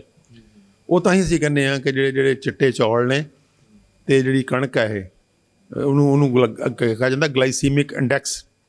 ਗਲਾਈਸੀਮਿਕ ਇੰਡੈਕਸ ਦਾ ਮਤਲਬ ਇਹ ਹੁੰਦਾ ਹੈ ਕਿ ਕਿਸੇ ਖਾਣੇ ਤੋਂ ਸ਼ੂਗਰ ਕਿੰਨੀ ਤੇਜ਼ੀ ਨਾਲ ਖੂਨ 'ਚ ਜਾਂਦੀ ਹੈ, ਉਹਨੂੰ ਕਹਿੰਦੇ ਜਿਸ ਖਾਣੇ ਤੋਂ ਬਹੁਤ ਤੇਜ਼ੀ ਨਾਲ ਜਾਏਗੀ ਉਹਦਾ ਗਲਾਈਸੀਮਿਕ ਇੰਡੈਕਸ ਉਨਾ ਹੀ ਜ਼ਿਆਦਾ ਹੋਏਗਾ। ਯਾਨੀ ਕਿ ਸ਼ੂਗਰ ਨੂੰ 100 ਮੰਨ ਲਿਆ, ਚੀਨੀ ਨੂੰ ਮੰਨ ਲਿਆ 100, ਕਿ 100 ਅਗਰ ਯੂਨਿਟ ਹੈ ਤਾਂ ਉਹਦਾ ਗਲਾਈਸੀਮਿਕ ਜਿਹੜਾ ਉਹਦੇ ਕੰਪੈਰੀਜ਼ਨ 'ਚ ਅੱਗੇ ਫਿਰ ਉਹਨੂੰ ਉਹਦਾ ਗਲਾਈਸੀਮਿਕ ਇੰਡੈਕਸ ਫਿਕਸ ਕਰਤਾ ਵੀ ਕਣਕ ਦਾ ਕਿੰਨਾ ਹੈ, ਚੌਲਾਂ ਦਾ ਕਿੰਨਾ ਹੈ, ਮਿਲਟਸ ਦਾ ਕਿੰਨਾ ਹੈ, ਫਰੂਟਸ ਦਾ ਕਿੰਨਾ ਹੈ। ਤਾਂ ਉਹ ਜਿੰਨਾ ਜ਼ਿਆਦਾ ਹਾਈ ਗਲਾਈਸੀਮਿਕ ਇੰਡੈਕਸ ਹੋਏਗਾ ਉਨੀ ਜ਼ਿਆਦਾ ਉਹਦੀ ਸ਼ੂਗਰ ਜਿਹੜੀ ਹੈ ਉਹ ਖੂਨ 'ਚ ਤੇਜ਼ੀ ਨਾਲ ਜਾਏਗੀ। ਜਿਹੜੀ ਪਿਓਰ ਸ਼ੂਗਰ, ਪਿਓਰ ਗਲੂਕੋਸ ਹੈ ਜਾਂ ਪਿਓਰ ਦਾਣੇਦਾਰ ਚੀਨੀ ਹੈ, ਉਹ ਸਭ ਤੋਂ ਉੱਪਰ ਹੈ। ਹੁਣ ਇਹ ਪ੍ਰੂਵ ਹੋ ਗਿਆ ਕਿ ਜਿਹੜੀ ਬ੍ਰੈਡ ਹੈ, ਚਾਹੇ ਉਹ ਵਾਈਟ ਬ੍ਰੈਡ ਹੈ ਚਾਹੇ ਉਹ ਬਰਾਊਨ ਬ੍ਰੈਡ ਹੈ, ਉਹ ਵੀ ਉੱਦਾਂ ਦਾ ਹੀ ਕਰਦੀ ਹੈ। ਕਿਸੇ ਕੋਈ ਜ਼ਮਾਨਾ ਸੀਗਾ ਕਿ ਅਸੀਂ ਇੱਕ ਫੈਸ਼ਨ ਬਣਾ ਲਿਆ ਸੀਗਾ ਕਿ ਰੋਟੀ ਜਿਹੜੀ ਹੈ ਉਹ ਮਾੜੀ ਚੀਜ਼ ਹੈ ਅਤੇ ਬ੍ਰੈਡ ਚੰਗੀ ਚੀਜ਼ ਹੈ। ਉਲਟ ਪ੍ਰੂਵ ਹੋ ਗਿਆ ਕਿ ਬ੍ਰੈਡ ਜਿਹੜੀ ਇਸ ਜ਼ਿਆਦਾ ਖਤਰਨਾਕ ਹੈ, ਰੋਟੀ ਫਿਰ ਵੀ ਘੱਟ ਖਤਰਨਾਕ ਹੈ, ਕਿਉਂਕਿ ਰੋਟੀ ਨੂੰ ਹਜਮ ਕਰਨ ਲਈ ਸਰੀਰ ਨੂੰ ਥੋੜ੍ਹਾ ਜਿਹਾ ਤਰੱਦਦ ਕਰਨਾ ਪੈਂਦਾ, ਲੇਕਿਨ ਬ੍ਰੈਡ ਇੰਨੀ ਸੌਫਟ ਹੈ ਉਹ ਜਾਣ ਸਾਰੀ ਹਜਮ ਹੋ ਜਾਂਦੀ ਹੈ। ਬਿਲਕੁਲ, ਉਹ ਇੱਕ ਫਰਮੈਂਟੇਸ਼ਨ ਹੋਣ ਕਰਕੇ, ਫਰਮੈਂਟਡ ਆਟਾ ਹੋਣ ਕਰਕੇ ਉਹ ਪ੍ਰੀ ਡਾਈਜੈਸਟਡ ਹੈ। ਤਾਂ ਉਹ ਕਹਿੰਦੇ bread is as bad as pure sugar. ਵੀ ਤੇ ਚੀਨੀ ਖਾ ਲਈ ਕਿ ਬ੍ਰੈਡ ਖਾ ਲਈ, ਉਹਦਾ ਨੁਕਸਾਨ ਇੱਕੋ ਜਿਹਾ ਹੀ ਹੈ। ਵਾਈਟ ਚੌਲਾਂ ਬਾਰੇ ਵੀ ਇਹੀ ਹੈ, ਕਿਉਂਕਿ ਵਾਈਟ ਚੌਲਾਂ ਦੇ ਵਿੱਚੋਂ ਜਿਹੜਾ ਉੱਪਰਲਾ ਛਿਲਕਾ ਰਹਿ ਗਿਆ, ਪਹਿਲਾਂ ਤਾਂ ਉਹਦੀ ਉਹ ਰਹਿ ਗਈ ਜਿਹਨੂੰ ਆਪਾਂ ਕਹਿੰਦੇ ਹਾਂ ਹਾਂ, ਫਿਰ ਉਹਦੀ ਥੱਲੜਾ ਛਿਲਕਾ ਲੈ ਗਿਆ ਜਿਸ ਤੋਂ ਉਹ ਤੇਲ ਬਣਦਾ ਰਸੀਲਾ, ਅਤੇ ਉਹ ਫਿਰ ਥੱਲੇ ਫਿਰ ਪੋਲਿਸ਼ਿੰਗ ਹੋ ਗਈ। ਤਾਂ ਉਹ ਲੈ ਦੇ ਕੇ ਜਿਹੜਾ ਚੌਲ ਦਿਖ ਰਿਹਾ ਉਹ ਸ਼ੁੱਧ ਸਟਾਰਚ ਹੈ। ਉਹ ਸਟਾਰਚ ਵੀ ਇੱਦਾਂ ਦੀ ਹੈ ਕਿ ਜਾਣ ਸਾਰ ਹਜਮ ਹੁੰਦੀ ਹੈ, ਜਾਣ ਸਾਰ ਗਲੂਕੋਸ ਨੂੰ ਪੀਕ ਮਾਰਦੀ ਹੈ। ਸੋ ਵਾਈਟ ਰਾਈਸ ਜਿਹੜੇ ਨੇ ਉਹ ਵੀ ਇਹਦੇ ਜਿਹੜੀ ਹਾਈਬ੍ਰਿਡ ਕਣਕ ਆਈ ਹੈ ਇਹ ਵੀ ਕਿਤੇ ਨਾ ਕਿਤੇ ਉਹ ਜੀ ਇਹਦੀ ਵੀ ਜਿਹੜਾ ਦਾਣਾ ਹੈ ਇਹ ਜਿੰਨੀ ਇਹ ਔਰਗਨ ਜਿਹੜਾ ਤੇਜ਼ੀ ਨਾਲ ਗਲੂਕੋਸ ਵਧਾਉਣ ਵਾਲਾ ਸੀਗਾ, ਪੁਰਾਣੀ ਕਣਕ ਘੱਟ ਸੀਗਾ, ਅਤੇ ਹੁਣ ਵਾਲੀ ਜਿਹੜੀ ਕਣਕ ਹੈ ਹਾਈਬ੍ਰਿਡ ਕਣਕ ਹੈ, ਠਿਗਣੀ ਜੀ ਕਣਕ ਹੈ, ਇਹਦੇ ਜ਼ਿਆਦਾ। ਅਤੇ ਇਸ ਕਰਕੇ ਜਿਹੜਾ ਇਹ ਸ਼ੂਗਰ ਦਾ ਜਿਹੜਾ ਵਧਾਉਣ ਦਾ ਜਿਹੜਾ ਇੰਡੈਕਸ ਹੈ, ਗਲਾਈਸੀਮਿਕ ਇੰਡੈਕਸ ਹੈ ਸ਼ੂਗਰ ਕਣਕ ਦਾ ਵੀ ਕਾਫੀ ਜ਼ਿਆਦਾ। ਫਿਰ ਅਸੀਂ ਕੀ ਖਾ ਰਹੇ ਹਾਂ? ਪੇਸਟਰੀ ਖਾ ਰਹੇ ਹਾਂ, ਕੇਕ ਖਾ ਰਹੇ ਹਾਂ, ਮਿਠਾਈਆਂ ਖਾਈ ਜਾ ਰਹੇ ਹਾਂ, ਕੋਲਡ ਡਰਿੰਕਸ ਪੀ ਜਾ ਰਹੇ ਹਾਂ। ਕੋਲਡ ਡਰਿੰਕ ਪੀਣ ਦਾ ਦੇਖੋ ਕਿੰਨਾ ਰਿਵਾਜ ਰਿਹਾ, ਹੁਣ ਆ ਕੇ ਥੋੜ੍ਹਾ ਜਿਹਾ ਲੋਕ ਚੇਤਨ ਹੋਏ ਆ, ਨਹੀਂ ਤਾਂ ਵਿਆਹਾਂ 'ਚ ਖੜੇ ਦੇ ਬੋਤਲ 'ਤੇ ਬੋਤਲ ਚੱਲੀ ਜਾਂਦੀ ਹੁੰਦੀ ਸੀ। 5 ਹਾਂ, ਸਾਰੇ ਜਿਹੜੇ ਨੇ ਈਜ਼ੀਲੀ ਡਾਈਜੈਸਟ ਹੋਣ ਵਾਲੇ ਆ ਆਲਰੇਡੀ ਇਹ ਚੀਜ਼ਾਂ ਜਿਹੜੀਆਂ ਨੇ ਉਹ ਉੱਦਾਂ ਦੀਆਂ ਨੇ। ਕਿਉਂਕਿ ਇੱਕ ਗੱਲ ਸਾਨੂੰ ਯਾਦ ਰੱਖਣੀ ਚਾਹੀਦੀ ਹੈ ਕਿ ਜਿਹੜੇ ਕਾਰਬੋਹਾਈਡਰੇਟਸ ਹੁੰਦੇ ਨੇ ਸਭ ਤੋਂ ਸਸਤਾ ਫੂਡ ਹੈ, ਉਸ ਤੋਂ ਮਹਿੰਗਾ ਫੂਡ ਹੈ ਪ੍ਰੋਟੀਨ ਵਾਲਾ ਅਤੇ ਫੈਟ ਵਾਲਾ। ਸੋ ਫੈਟ ਅਤੇ ਪ੍ਰੋਟੀਨ ਵਾਲੇ ਜਿਹੜੇ ਫੂਡ ਨੇ ਉਹ ਮਹਿੰਗੇ ਆ, ਅਤੇ ਸਟਾਰਚ ਵਾਲੇ ਫੂਡ ਜਿਹੜੇ ਨੇ ਉਹ ਸਸਤੇ ਨੇ, ਚੀਨੀ ਵਾਲੇ ਫੂਡ ਸਸਤੇ ਨੇ। ਸੋ ਇਸ ਕਰਕੇ ਜਿਹੜੇ ਰੈਡੀਮੇਡ ਫੂਡ ਹੋਣਗੇ, ਕਿਉਂਕਿ ਉਹ ਮਾਰਕੀਟ ਸਿਸਟਮ ਹੈ, ਪ੍ਰੋਫਿਟ ਸਿਸਟਮ ਹੈ, ਤਾਂ ਤੁਹਾਨੂੰ ਉਹ ਫੂਡ ਇੱਦਾਂ ਦੇ ਦੇਣਗੇ ਜਿਹੜੇ ਤੁਹਾਡੀਆਂ ਟੇਸਟ ਬਡਸ ਨੂੰ ਤਾਂ ਬਹੁਤ ਖਿੱਚਣ, ਸਵਾਦ ਲੱਗਣ, ਲੇਕਿਨ ਉਹਦੇ 'ਚ ਵੱਧ ਤੋਂ ਵੱਧ ਕਾਰਬੋਹਾਈਡਰੇਟ ਹੋਵੇ, ਕਿਉਂਕਿ ਸਸਤੇ ਪੈਣਗੇ। ਉਹਨਾਂ ਨੇ ਪ੍ਰੋਫਿਟ ਕਮਾਉਣਾ ਆਪਣਾ, ਉਹੀ ਤੁਹਾਨੂੰ ਦੇਸੀ ਘਿਓ ਖਵਾ ਕੇ ਕਿਵੇਂ ਪ੍ਰੋਫਿਟ ਕਮਾ ਲੇਗਾ, ਠੀਕ ਹੈ ਨਾ। ਕੋਈ ਤੁਹਾਨੂੰ ਪ੍ਰੋਟੀਨ ਖਵਾ ਕੇ ਕਿੱਦਾਂ ਪ੍ਰੋਫਿਟ ਕਮਾ ਲੇਗਾ, ਕਿਉਂਕਿ ਮਹਿੰਗੇ ਨੇ ਫੂਡ ਸਾਰੇ। ਉਹ ਤਲਣ ਲਈ ਜਿਹੜੀ ਉਹ ਦੇਸੀ ਘਿਓ ਜਾਂ ਹੋਰ ਚੀਜ਼ਾਂ ਘਿਓ ਖਵਾਏਗਾ, ਉਸੇ ਦੇ ਵਿੱਚ ਹੀ ਵਾਰ-ਵਾਰ ਤਲੀ ਜਾਊਗਾ। ਹਾਂ, ਤਾਂ ਉਹ ਜਿਹੜੇ ਕਿਤੇ ਨਾ ਕਿਤੇ ਜਿਹੜਾ ਹੈਗਾ ਹਾਈ ਕਾਰਬੋਹਾਈਡਰੇਟ ਡਾਈਟਸ ਨੇ, ਇਹ ਕਿਤੇ ਨਾ ਕਿਤੇ ਜ਼ਿੰਮੇਵਾਰ ਨੇ ਸਾਰੀਆਂ। ਤਾਂ ਉਹ ਮੋਟਾਪੇ ਲਈ ਜਿਹੜਾ ਮੈਂ ਸਮਝਦਾ ਕਿ ਜਿਹੜਾ ਸਭ ਤੋਂ ਜ਼ਰੂਰੀ ਹੈ ਕਿ ਖਾਣ ਲੱਗਿਆਂ ਆਪਾਂ ਨੂੰ ਇੱਕ ਗੱਲ ਖਿਆਲ ਰੱਖਣੀ ਬਹੁਤ ਜ਼ਰੂਰੀ ਹੈ ਕਿ ਖਾਣ ਵੇਲੇ ਜਦੋਂ ਬੁਰਕੀ ਤੋੜ ਰਹੇ ਹੋ ਤਾਂ ਤੁਸੀਂ ਆਪਣੇ ਮਨ 'ਚ ਸੋਚੋ ਕਿ ਇਹ ਖਾਣਾ ਜੋ ਮੈਂ ਖਾ ਰਿਹਾ ਇਹ ਅੰਮ੍ਰਿਤ ਹੈ ਕਿ ਜ਼ਹਿਰ ਹੈ। ਕੋਈ ਖਾਣਾ ਦੋਨੋਂ ਚੀਜ਼ਾਂ ਹੋ ਸਕਦਾ।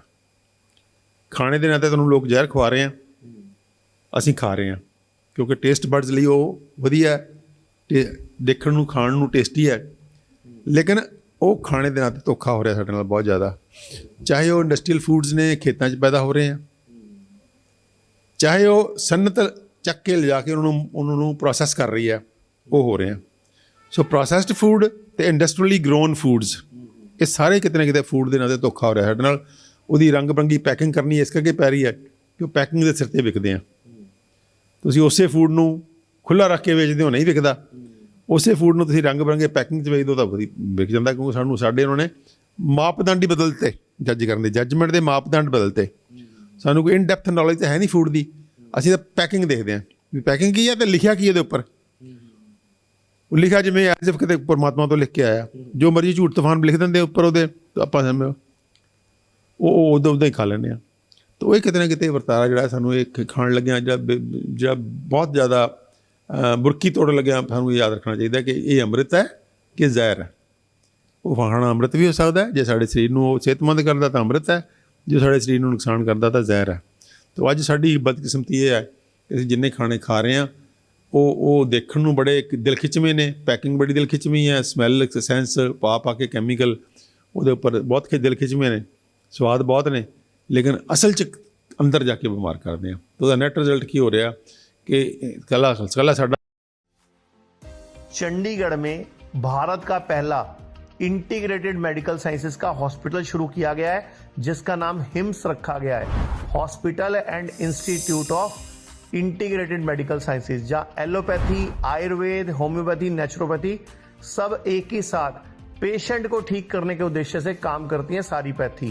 इसमें डॉक्टर विश्वरूप राय चौधरी, डॉक्टर अमर सिंह आजाद, डॉक्टर अवधेश पांडे, आचार्य मनीष, डॉक्टर खादर फली और इन सब की पूरी नॉलेज, ट्रेनिंग और एजुकेशन को यूज किया जा रहा है। लीवर फेल हो, किडनी खराब हो, हार्ट की प्रॉब्लम हो, जोड़ों का दर्द हो, ऑटो इम्यून डिजीज हो, स्टेज 4 कैंसर हो, कोई भी ऐसी बीमारी जो डॉक्टर ने आपको लाइलाज बताई हो या आपको कोई ऑपरेशन बताया हो, तो आप हिस हॉस्पिटल हिम्स में संपर्क कर सकते हैं और बीमारी की जड़ पर काम कर सकते हैं।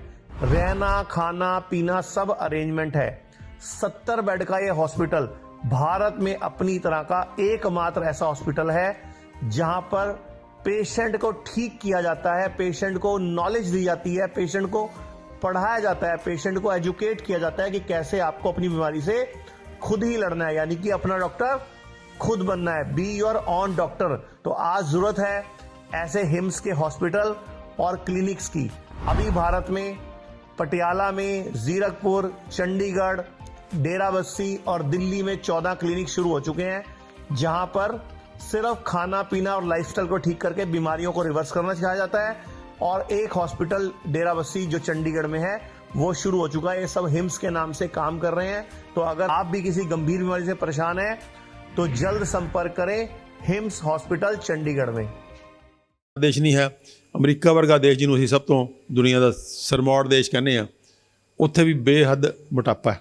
ਦੁਨੀਆ ਦਾ ਮੈਂ ਸਭ ਤੋਂ ਮੋਟੇ ਬੰਦੇ ਉੱਥੇ ਨੇ, ਇੰਨਾ ਮੋਟਾਪਾ ਉੱਥੇ ਜ਼ਿਆਦਾ, ਕਿਉਂਕਿ ਅਮਰੀਕਨਸ ਖਾਣ ਦੇ ਮਾਮਲੇ 'ਚ ਬਹੁਤ ਹੀ ਜਿਹੜੇ ਨੇ ਜਿਹਨੂੰ ਆਪਾਂ ਕਹਿ ਸਕਦੇ ਹਾਂ ਕਿ ਸਿਆਣੇ ਨਹੀਂ ਹੈ। ਉਹ ਸਿਆਣੇ ਨਹੀਂ ਹੈ, ਉਹ ਉਹਨਾਂ ਦੇ ਟੇਸਟ, ਉਹਨਾਂ ਦੇ ਜਿਹੜੇ ਟੇਸਟ ਨੇ ਉਹ ਉੱਦਾਂ ਦੇ ਆ ਜਿਹੜੇ ਕਿ ਮੋਟਾਪਾ ਕਰਨ ਵਾਲੇ ਆ। ਉਹ ਮਿੱਠੀਆਂ ਚੀਜ਼ਾਂ ਬਹੁਤ ਖਾਣਗੇ। ਉਹ ਜਿਵੇਂ ਆਪਾਂ ਆ ਦੁੱਧ ਪੱਤੀ ਪੀਂਦੇ ਹਾਂ, ਉਹ ਵੀ ਕੌਫੀ ਦੁੱਧ ਦਾ ਭਰ ਕੇ ਕੱਪ ਸਾਰਾ ਵੱਡਾ ਸਾਰਾ, ਅਤੇ ਉਹਦੇ ਵਿੱਚ ਕੌਫੀ ਪੀਣਗੇ ਵੱਡਾ ਸਾਰਾ ਗਲਾਸ। ਅਸੀਂ ਤਾਂ ਉਹਨਾਂ ਪੀ ਵੀ ਨਹੀਂ ਸਕਦੇ ਜਿੰਨਾ ਉਹ ਪੀ ਜਾਂਦੇ ਆ। ਉਹਦਾ ਇੱਕ ਗਲਾਸ ਹੀ ਲਗਭਗ ਅੱਧੇ ਕਿਲੋ ਦਾ ਉਹਨਾਂ ਦਾ ਉਹ ਹੈ, ਵੱਡੇ ਵੱਡੇ ਮੱਗ ਨੇ। ਤਾਂ ਇਹ ਵਰਤਾਰਾ ਹੈ ਮੋਟਾਪੇ ਦਾ, ਜਿਹੜਾ ਰੂਟ ਕਾਜ਼ ਹੈ। ਮੋਟਾਪੇ ਦਾ ਰੂਟ ਕਾਜ਼ ਤਾਂ ਡਾਕਟਰ ਸਾਹਿਬ ਤੁਸੀਂ ਦੱਸਤਾ, ਅਤੇ ਮੋਟਾਪਾ ਕਿੱਦਾਂ ਬਾਡੀ ਦੇ ਅੰਦਰ ਜਿਹੜਾ ਰਿਐਕਟ ਹੋ ਕੇ ਮੋਟਾਪਾ ਬਣ ਜਾਂਦਾ, ਬਾਡੀ ਕਿਉਂ ਮੋਟਾਪਾ ਪੈਦਾ ਕਰ ਲੈਂਦੀ ਹੈ, ਉਹਦੇ ਪਿੱਛੇ ਦੇ ਕੀ ਕਾਰਨ ਨੇ, ਕੀ ਸੋਚ ਹੁੰਦੀ ਹੈ ਵੀ ਮੋਟਾਪਾ ਪੈਦਾ ਕਰਕੇ ਉਹਨੇ ਕੀ ਕਰਨਾ ਹੁੰਦਾ, ਇਹ ਆਪਾਂ ਨੇ ਅੱਜ ਸਮਝਿਆ।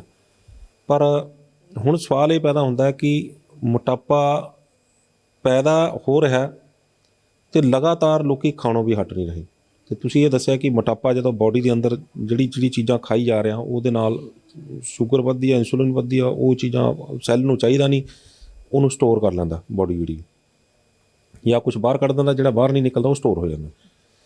ਪਰ ਖਾਣੋਂ ਆਪਾਂ ਫਿਰ ਵੀ ਨਹੀਂ ਹਟ ਰਹੇ।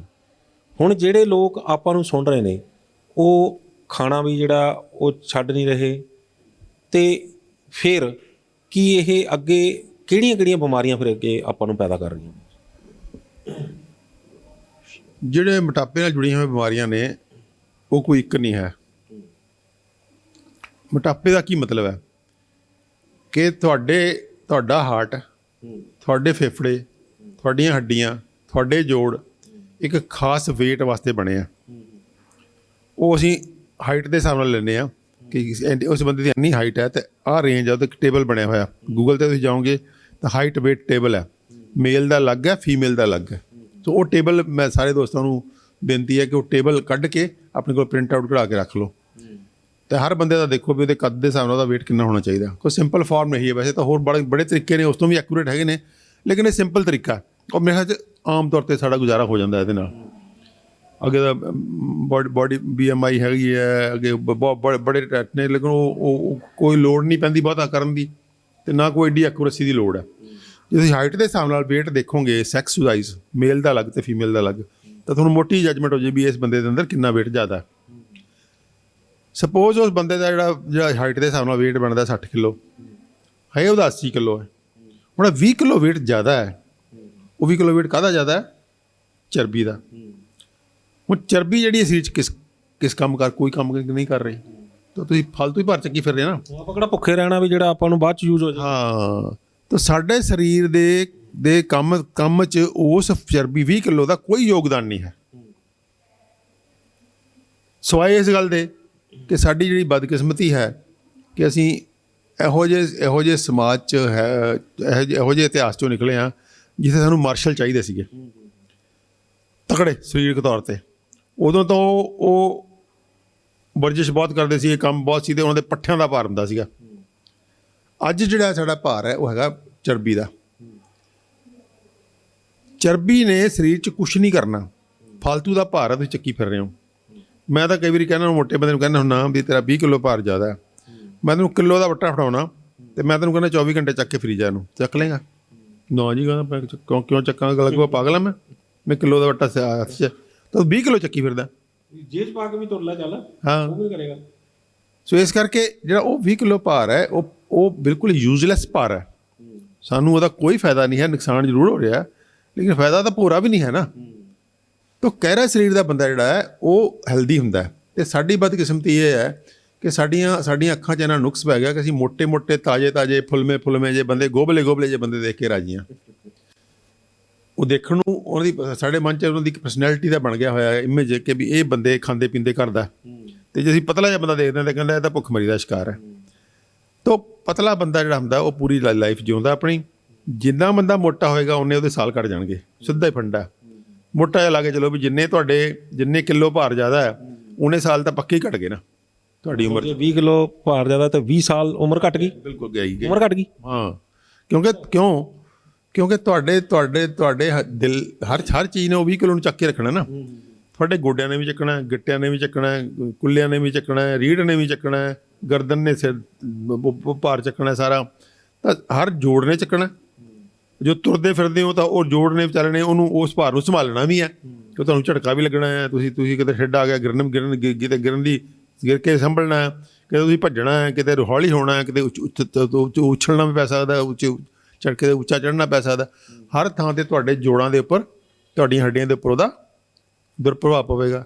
ਫਿਰ ਤੁਹਾਡੇ ਹਾਰਟ ਨੇ ਉਹਨੂੰ ਸਾਰਾ ਕੁਛ ਖੂਨ ਵੀ ਦੇਣਾ, ਉਹ ਹਾਰਟ ਨੂੰ ਵੀ ਚਾਹੀਦਾ, ਫੇਫੜਿਆਂ ਨੇ ਆਕਸੀਜਨ ਦੇਣੀ ਹੈ, ਉਹਨੂੰ ਵੀ ਚਾਹੀਦਾ। ਹਰ ਅੰਗ ਦੇ ਉੱਪਰ ਤੁਹਾਡੇ ਉੱਪਰ ਐਕਸਟਰਾ ਬੋਝ ਪੈ ਰਿਹਾ, ਅਤੇ ਐਕਸਟਰਾ ਬੋਝ ਜਦੋਂ ਪਏਗਾ ਤਾਂ ਉਹ ਜਿਹੜੇ ਅੰਗ ਨੇ ਹੌਲੀ ਹੱਫ ਜਾਂਦੇ ਆ, ਅਤੇ ਉਹਨਾਂ ਨੇ ਜਿਹੜੇ ਹਾਰਟ ਨੇ 100 ਸਾਲ ਚੱਲਣਾ ਹੈ। ਤੁਸੀਂ ਦੇਖੋ ਨਾ ਕੁਦਰਤ ਦਾ ਕਰਿਸ਼ਮਾ ਕੀ ਹੈ ਬਾਡੀ, ਕਿ ਸਾਡਾ ਹਾਰਟ ਜੰਮਣ ਤੋਂ ਪਹਿਲਾਂ ਧੜਕਣ ਲੱਗ ਜਾਂਦਾ ਅਤੇ ਮਰਨ ਤੱਕ ਜਾਂ ਮਰਨ ਤੋਂ ਵੀ 5-7 ਮਿੰਟ ਬਾਅਦ ਤੱਕ ਧੜਕਦਾ ਰਹਿੰਦਾ। ਜੇ ਬੰਦਾ ਕਈ ਵਾਰੀ ਹੋਰ ਕਾਰਨ ਨਾਲ ਮਰ ਜਾਏ ਤਾਂ ਹਾਰਟ ਫਿਰ ਵੀ ਧੜਕਦਾ ਰਹਿੰਦਾ।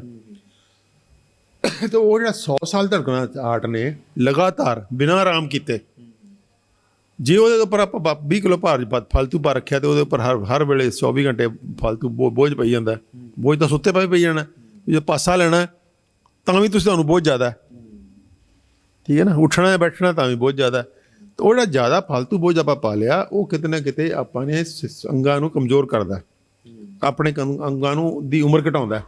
ਉਹ ਫੇਫੜਿਆਂ ਦੇ ਉੱਪਰ ਪਊਗਾ, ਦਿਲ ਤੇ ਵੀ ਪਊਗਾ, ਹਰ ਚੀਜ਼ ਤੇ ਬੋਝ ਪੈਣਾ ਉਹਦਾ। ਉਹ ਜਿਹੜਾ ਬੋਝ ਹੈ ਫालतू ਹੈ। ਅਸੀਂ ਆਪਣੇ ਬਜਾਏ ਇਸ ਗੱਲ ਦੇ ਕਿ ਮੈਂ ਦੇਖਣ ਨੂੰ ਬੜਾ ਮੋਟਾ ਝੋਟਾ ਜਿਹਾ ਲੱਗਦਾ ਤੇ ਬੜੀ, ਹਾਲਾਂਕਿ ਉਹ ਵੀ ਕੋਈ ਬਹੁਤੀ ਵਧੀਆ ਗੱਲ ਨਹੀਂ ਹੈ, ਕਿਉਂਕਿ ਜਦੋਂ ਬੰਦਾ ਤੁਰਦਾ ਤਾਂ ਜਿੰਨਾ ਸਮਾਰਟਲੀ, ਜਿੰਨਾ ਤਿੱਖਾ ਗਹਿਰੇ ਸਰੀਰ ਦਾ ਬੰਦਾ ਕੰਮ ਕਰ ਸਕਦਾ, ਉਨਾ ਮੋਟਾ ਬੰਦਾ ਨਹੀਂ ਕਰ ਸਕਦਾ।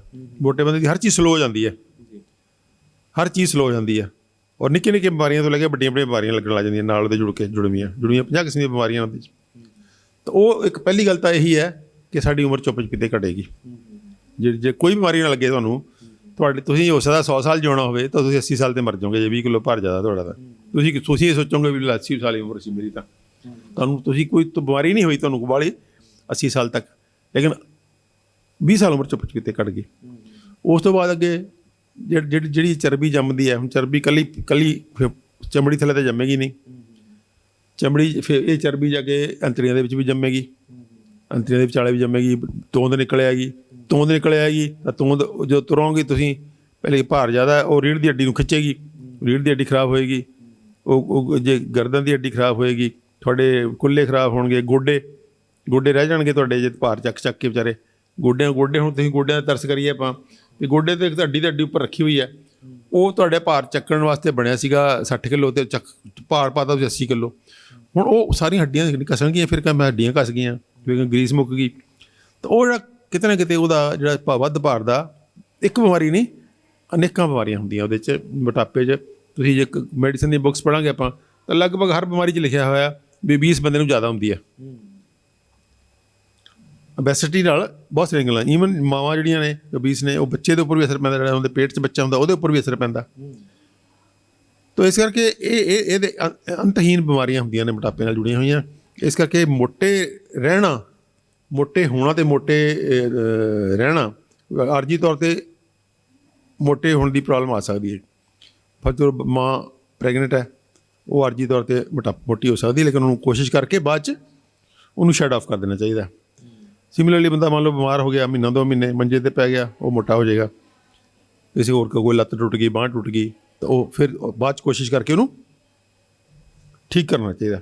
ਜੇ ਆਪਾਂ ਉਹਨੂੰ ਇਗਨੋਰ ਕਰਾਂਗੇ, ਆਪਾਂ ਸੋਚਾਂਗੇ ਵੀ ਚੱਲ ਕੋਈ ਗੱਲ ਨਹੀਂ, ਕੀ ਖਾਸ ਗੱਲ ਹੈ। ਤਾਂ ਜਦੋਂ ਵੀ ਤੁਹਾਡਾ ਭਾਰ ਜ਼ਿਆਦਾ ਹੈ ਤਾਂ ਕਦੀ ਵੀ ਆਪਣੇ ਭਾਰ ਬਾਰੇ ਆਪਣਾ ਹਾਈਟ ਜਿਹੜਾ ਟੇਬਲ ਹੈ, ਹਾਈਟ ਵੇਟ ਟੇਬਲ ਹੈ, ਉਹਦੇ ਹਿਸਾਬ ਨਾਲ ਦੇਖ ਕੇ ਜਿੰਨਾ ਭਾਰ ਜ਼ਿਆਦਾ ਉਹਨਾਂ ਭਾਰ ਠੀਕ ਕਰਨਾ ਬਹੁਤ ਹੱਦ ਜ਼ਰੂਰੀ ਹੈ। ਔਰ ਭਾਰ ਠੀਕ ਕਰਨ ਦੇ ਜਿਹੜੇ ਨੇ ਬਹੁਤ ਸਧਾਰਨ ਤਰੀਕੇ ਨੇ, ਹਾਲਾਂਕਿ ਮਾਡਰਨ ਮੈਡੀਕਲ ਸਿਸਟਮ ਨੇ ਬਹੁਤ ਉਲਝਾ ਰੱਖਿਆ।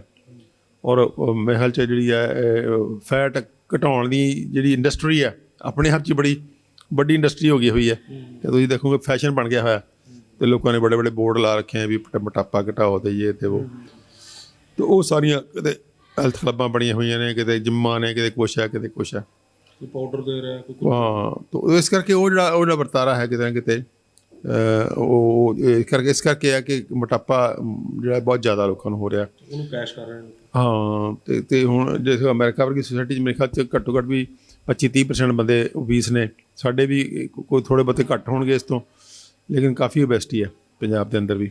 ਪੰਜਾਬ 'ਚ ਮੈਨੂੰ ਤਾਂ ਲੱਗਦਾ ਵੀ ਜ਼ਿਆਦਾ ਹੀ ਹੋਣਗੇ, 30-40% ਲੋਕ। ਪਿੰਡਾਂ ਦੇ ਅੰਦਰ ਦੇਖੋਗੇ ਤਾਂ ਔਰਤਾਂ 'ਚ ਖਾਸ ਕਰਕੇ, ਬੰਦਿਆਂ 'ਚ ਉਹ ਕਿਸਾਨੀ ਪਰਿਵਾਰ ਨੇ, ਬੰਦਿਆਂ 'ਚ ਘੱਟ ਹੈ ਫਿਰ ਵੀ, ਲੇਕਿਨ ਔਰਤਾਂ 'ਚ ਬਹੁਤ ਜ਼ਿਆਦਾ, ਕਿਉਂਕਿ ਔਰਤਾਂ ਨੇ ਖੇਤ ਖੁਦ ਜਾਣਾ ਬੰਦ ਕਰਤਾ ਹੋਇਆ ਅਤੇ ਘਰ 'ਚ ਰਹਿੰਦੀਆਂ ਨੇ। ਉਹਦੀ ਕੁਛ ਉਹਨਾਂ ਦੀ ਮਜਬੂਰੀ ਵੀ ਹੈ, ਚਲੋ ਬੱਚੇ ਪਾਲਣੇ ਹੋਰ ਕਰਨੇ, ਤਾਂ ਉਹ ਲੇਕਿਨ ਚਤੰਨ ਹੋਣਾ ਬਹੁਤ ਜ਼ਰੂਰੀ ਹੈ। ਸ਼ਹਿਰਾਂ ਦੇ ਵਿੱਚ ਲੋਕ ਚਤੰਨ ਹੋ ਗਏ ਹੈ, ਸੈਰ ਸੂਰ ਕਰਨ ਲੱਗ ਗਏ ਹੈ। ਸ਼ਹਿਰਾਂ 'ਚ ਸਗੋਂ ਬਿਮਾਰੀਆਂ ਘੱਟ ਗਈਆਂ, ਪੰਜਾਬ ਦੇ ਪਿੰਡਾਂ 'ਚ ਬਿਮਾਰੀ ਬਹੁਤ ਜ਼ਿਆਦਾ, ਕਿਉਂਕਿ ਪੰਜਾਬ ਦੇ ਪਿੰਡਾਂ 'ਚ ਜੇ ਪੇਂਡੂ ਬੰਦੇ ਨੂੰ ਕਹੋ ਸੈਰ ਕਰਿਆ ਕਰ ਤਾਂ ਉਹ ਤੁਹਾਡੇ ਮੂੰਹ ਨਹੀਂ ਝਾਕਦਾ ਵੀ ਮੈਨੂੰ ਕੀ ਕਹੀ ਜਾਂਦਾ ਹੈ। ਤਾਂ ਲੇਕਿਨ ਸ਼ਹਿਰੀ ਨੂੰ ਤੁਸੀਂ ਕਹੋਗੇ ਸੈਰ ਕਰਿਆ ਕਰ ਤਾਂ ਉਹ ਕਹਿੰਦਾ ਜੀ ਮੈਂ ਕਰਦਾ ਮੈਂ ਪਹਿਲਾਂ ਹੀ ਕਰਦਾ। ਤਾਂ ਇਸ ਕਰਕੇ ਸ਼ਹਿਰਾਂ ਦੇ ਲੋਕ ਜਿਹੜੇ ਪੜ੍ਹੇ ਲਿਖੇ ਲੋਕ ਨੇ ਉਹ ਜ਼ਿਆਦਾ ਚਤੰਨ ਹੋ ਗਏ ਹੈ। ਅਤੇ ਲੇਕਿਨ ਪਿੰਡਾਂ ਦੇ ਅੰਦਰ ਜਿਹੜਾ ਹੈਗਾ ਉਹ ਮੋਟਾਪਾ ਜਿਹੜਾ, ਦੂਜੀ ਗੱਲ ਮੋਟਾਪਾ ਸਰੀਰ ਦਾ ਹੁਲੀਆ ਬਹੁਤ ਵਿਗਾੜਦਾ। ਕੋਈ ਪਿੱਛੇ ਨੂੰ ਵੱਧ ਜਾਂਦਾ, ਕੋਈ ਅੱਗੇ ਨੂੰ ਵੱਧ ਜਾਂਦਾ, ਕੋਈ ਸਾਈਡਾਂ ਨੂੰ ਵੱਧ ਜਾਂਦਾ, ਅਤੇ ਉਹ ਤੁਸੀਂ ਤੁਹਾਡਾ ਤੋਰ ਚਾਲ ਢਾਲ ਸਭ ਜਿਹੜੇ ਖਰਾਬ ਹੋ ਜਾਂਦੇ ਆ। ਦੇਖੇ ਹੋਣੇ ਮੋਟੇ ਬੰਦੇ ਤੁਰਦੇ ਕਿੱਦਾਂ ਨੇ। ਤਾਂ ਸਾਰੇ ਕਿਤੇ ਨਾ ਕਿਤੇ ਜਿਹੜਾ ਸਾਰੇ ਵਰਤਾਰਾ ਬੇਹੱਦ ਜਿਹਨੂੰ ਕਹਿੰਦੇ ਨਿਕੰਮਾ ਜਿਹਾ ਵਰਤਾਰਾ ਹੈ। ਅਤੇ ਔਰ ਨਿਕੰਮਾਪਨ ਸ਼ੋਅ ਹੁੰਦਾ ਬੰਦੇ ਦਾ। ਜਿਹੜਾ ਬੰਦਾ ਮੋਟਾ ਹੈ ਤੁਸੀਂ ਉਹਨੂੰ ਦੇਖ ਕੇ ਕਹਿ ਸਕਦੇ ਹੋ ਵੀ ਬੰਦਾ ਸੁਸਤ ਹੈ, ਲੇਜ਼ੀ ਹੈ, ਨਿਕੰਮਾ ਹੈ, ਵੀ ਇਹਨੂੰ ਕੋਈ ਆਪਣੇ ਸਰੀਰ ਦਾ ਹਿਸਾਬ ਕਿਤਾਬ ਵੀ ਨਹੀਂ ਪਤਾ ਹੈ। ਤੁਹਾਡਾ ਇਮੇਜ ਮਤਲਬ ਉਹਦਾ ਜਦੋਂ ਮੋਟਾ ਬੰਦਾ ਦੇਖਦੇ ਹੋ ਤਾਂ ਤੁਹਾਨੂੰ ਦੇਖ ਕੇ ਹੀ ਉਹਦਾ ਲੱਗਦਾ ਵੀ ਇਹ ਬੰਦਾ ਜਿਹੜਾ ਇਹ ਬਹੁਤਾ ਕੋਈ ਡਿਸਿਪਲਿਨਡ ਬੰਦਾ ਨਹੀਂ ਹੈ। ਤੁਹਾਡਾ ਇੰਪਰੈਸ਼ਨ ਜਿਹੜਾ ਪਹਿਲਾ ਇੰਪਰੈਸ਼ਨ ਹੈ ਉਹ ਵੀ ਬੜਾ ਖਰਾਬ ਜਾਂਦਾ। ਤੇ ਇਸ ਕਰਕੇ ਬਿਮਾਰੀਆਂ ਤਾਂ ਬਿਮਾਰੀਆਂ ਹੀ, ਤੁਹਾਡੀ ਪਰਸਨੈਲਿਟੀ ਵੀ ਖਰਾਬ ਹੁੰਦੀ ਉਹਦੇ ਨਾਲ, ਅਤੇ ਤੁਹਾਡਾ ਜਿਹੜਾ ਰੂਟੀਨ ਹੈ ਸਾਰਾ ਡਿਸਟਰਬ ਹੁੰਦਾ। ਤੇ ਇਸ ਕਰਕੇ ਉਹਦਾ ਇਲਾਜ ਕਰਨਾ ਬੇਹੱਦ ਜ਼ਰੂਰੀ ਹੈ। ਔਰ ਇਲਾਜ ਜਿਹੜਾ ਹੈ ਜਿਹੜਾ ਆਪਾਂ ਜਿੱਦਾਂ ਕਰਾ ਰਹੇ ਹਾਂ ਉੱਦਾਂ ਬੇਹੱਦ ਸੌਖਾ ਇਲਾਜ ਹੈ। ਇਲਾਜ ਜਿੱਦਾਂ ਤੁਸੀਂ ਕਰਾ ਰਹੇ ਹੋ ਬੇਹੱਦ ਸੌਖਾ ਇਲਾਜ ਹੈ। ਬਹੁਤ ਲੋਕੀ ਜਿਹੜੇ ਨੇ ਵੱਡਾ ਵਪਾਰ ਜਿਹੜਾ ਚੱਲ ਰਿਹਾ, ਜਿੱਦਾਂ ਆਪਾਂ ਡਿਸਕਸ ਕੀਤਾ ਹੈਗਾ, ਕਿ ਇਹਦਾ ਇਲਾਜ ਦਵਾਈਆਂ ਨਾਲ ਕੀਤਾ ਜਾ ਸਕਦਾ ਹੈ ਜਾਂ ਫਿਰ ਇਹਦਾ ਇਲਾਜ ਦਵਾਈਆਂ ਨਾਲ ਤਾਂ ਹੋ ਨਹੀਂ ਰਿਹਾ, ਕਿਉਂਕਿ ਜਿਸ ਤਰ੍ਹਾਂ ਜੇਕਰ ਹੁੰਦਾ ਤਾਂ ਹੁਣ ਬਹੁਤ ਸਾਰੇ ਲੋਕੀ ਜਿਹੜੇ ਨੇ ਉਹ ਠੀਕ ਹੋਏ ਪਏ ਹੁੰਦੇ, ਉਲਟਾ ਵਿਗੜ ਰਹੇ ਨੇ ਸਰੀਰ, ਜਿਹੜੇ ਕੁਛ ਖਾ ਰਹੇ ਨੇ, ਅਲੱਗ-ਅਲੱਗ ਚੀਜ਼ਾਂ ਖਾ ਰਹੇ ਨੇ ਮੋਟਾਪਾ ਘਟਾਉਣ ਲਈ। ਅੱਜ ਕੱਲ੍ਹ ਤਾਂ ਬੜੇ ਵਾਹਿਯਾਤ ਦੇ ਤਰੀਕੇ ਵੀ ਆ ਗਏ ਹੈਗੇ ਨੇ ਵੀ ਸਰੀਰ ਦੇ ਵਿੱਚੋਂ ਸਰਜਰੀ ਕਰਾ ਕੇ ਕਢਾ ਲਓ ਫੈਟ, ਅਤੇ ਉਹ ਵੀ ਕਢਾ ਦਿੰਦੇ ਹੈਗੇ ਨੇ। ਪਰ ਉਹ ਉਲਟਾ ਮੈਨੂੰ ਲੱਗਦਾ ਕਿ ਉਹਦੇ ਨਾਲ ਬਹੁਤ ਸਾਰੇ ਲੋਕਾਂ ਦੀ ਜਿਹੜੀ ਉਹ ਜਾਨ ਵੀ ਚਲੀ ਜਾਂਦੀ ਹੋਣੀ। ਅਤੇ ਇਹ ਦੱਸੋ ਕਿ ਮੋਟਾਪਾ ਘਟਾਉਣ, ਹੁਣ ਆਪਾਂ ਆਈਏ ਜਿਸ ਗੱਲ ਦੇ ਉੱਤੇ ਸਰੀਰ ਨੇ ਆਪਣੇ ਆਪ ਨੂੰ ਮੋਟਾ ਕੀਤਾ ਸੀ, ਜਿਸ ਕਾਰਨ ਕਰਕੇ ਮੋਟਾ ਕੀਤਾ ਸੀ ਵੀ ਲੋੜ ਪਏਗੀ ਤਾਂ ਮੈਂ ਇਹਦੇ 'ਚੋਂ ਯੂਜ਼ ਕਰ ਲਾਂਗਾ, ਕੀ ਉਹੀ ਤਰੀਕਾ ਸਭ ਤੋਂ ਬੈਟਰ ਹੈ ਕਿ ਬਾਕੀ ਦਾ ਛੱਡ ਦਿਓ, ਸਰੀਰ ਨੂੰ ਆਪਣਾ ਸਿਸਟਮ ਆਪ ਘਟਾਉਣ ਦਿਓ?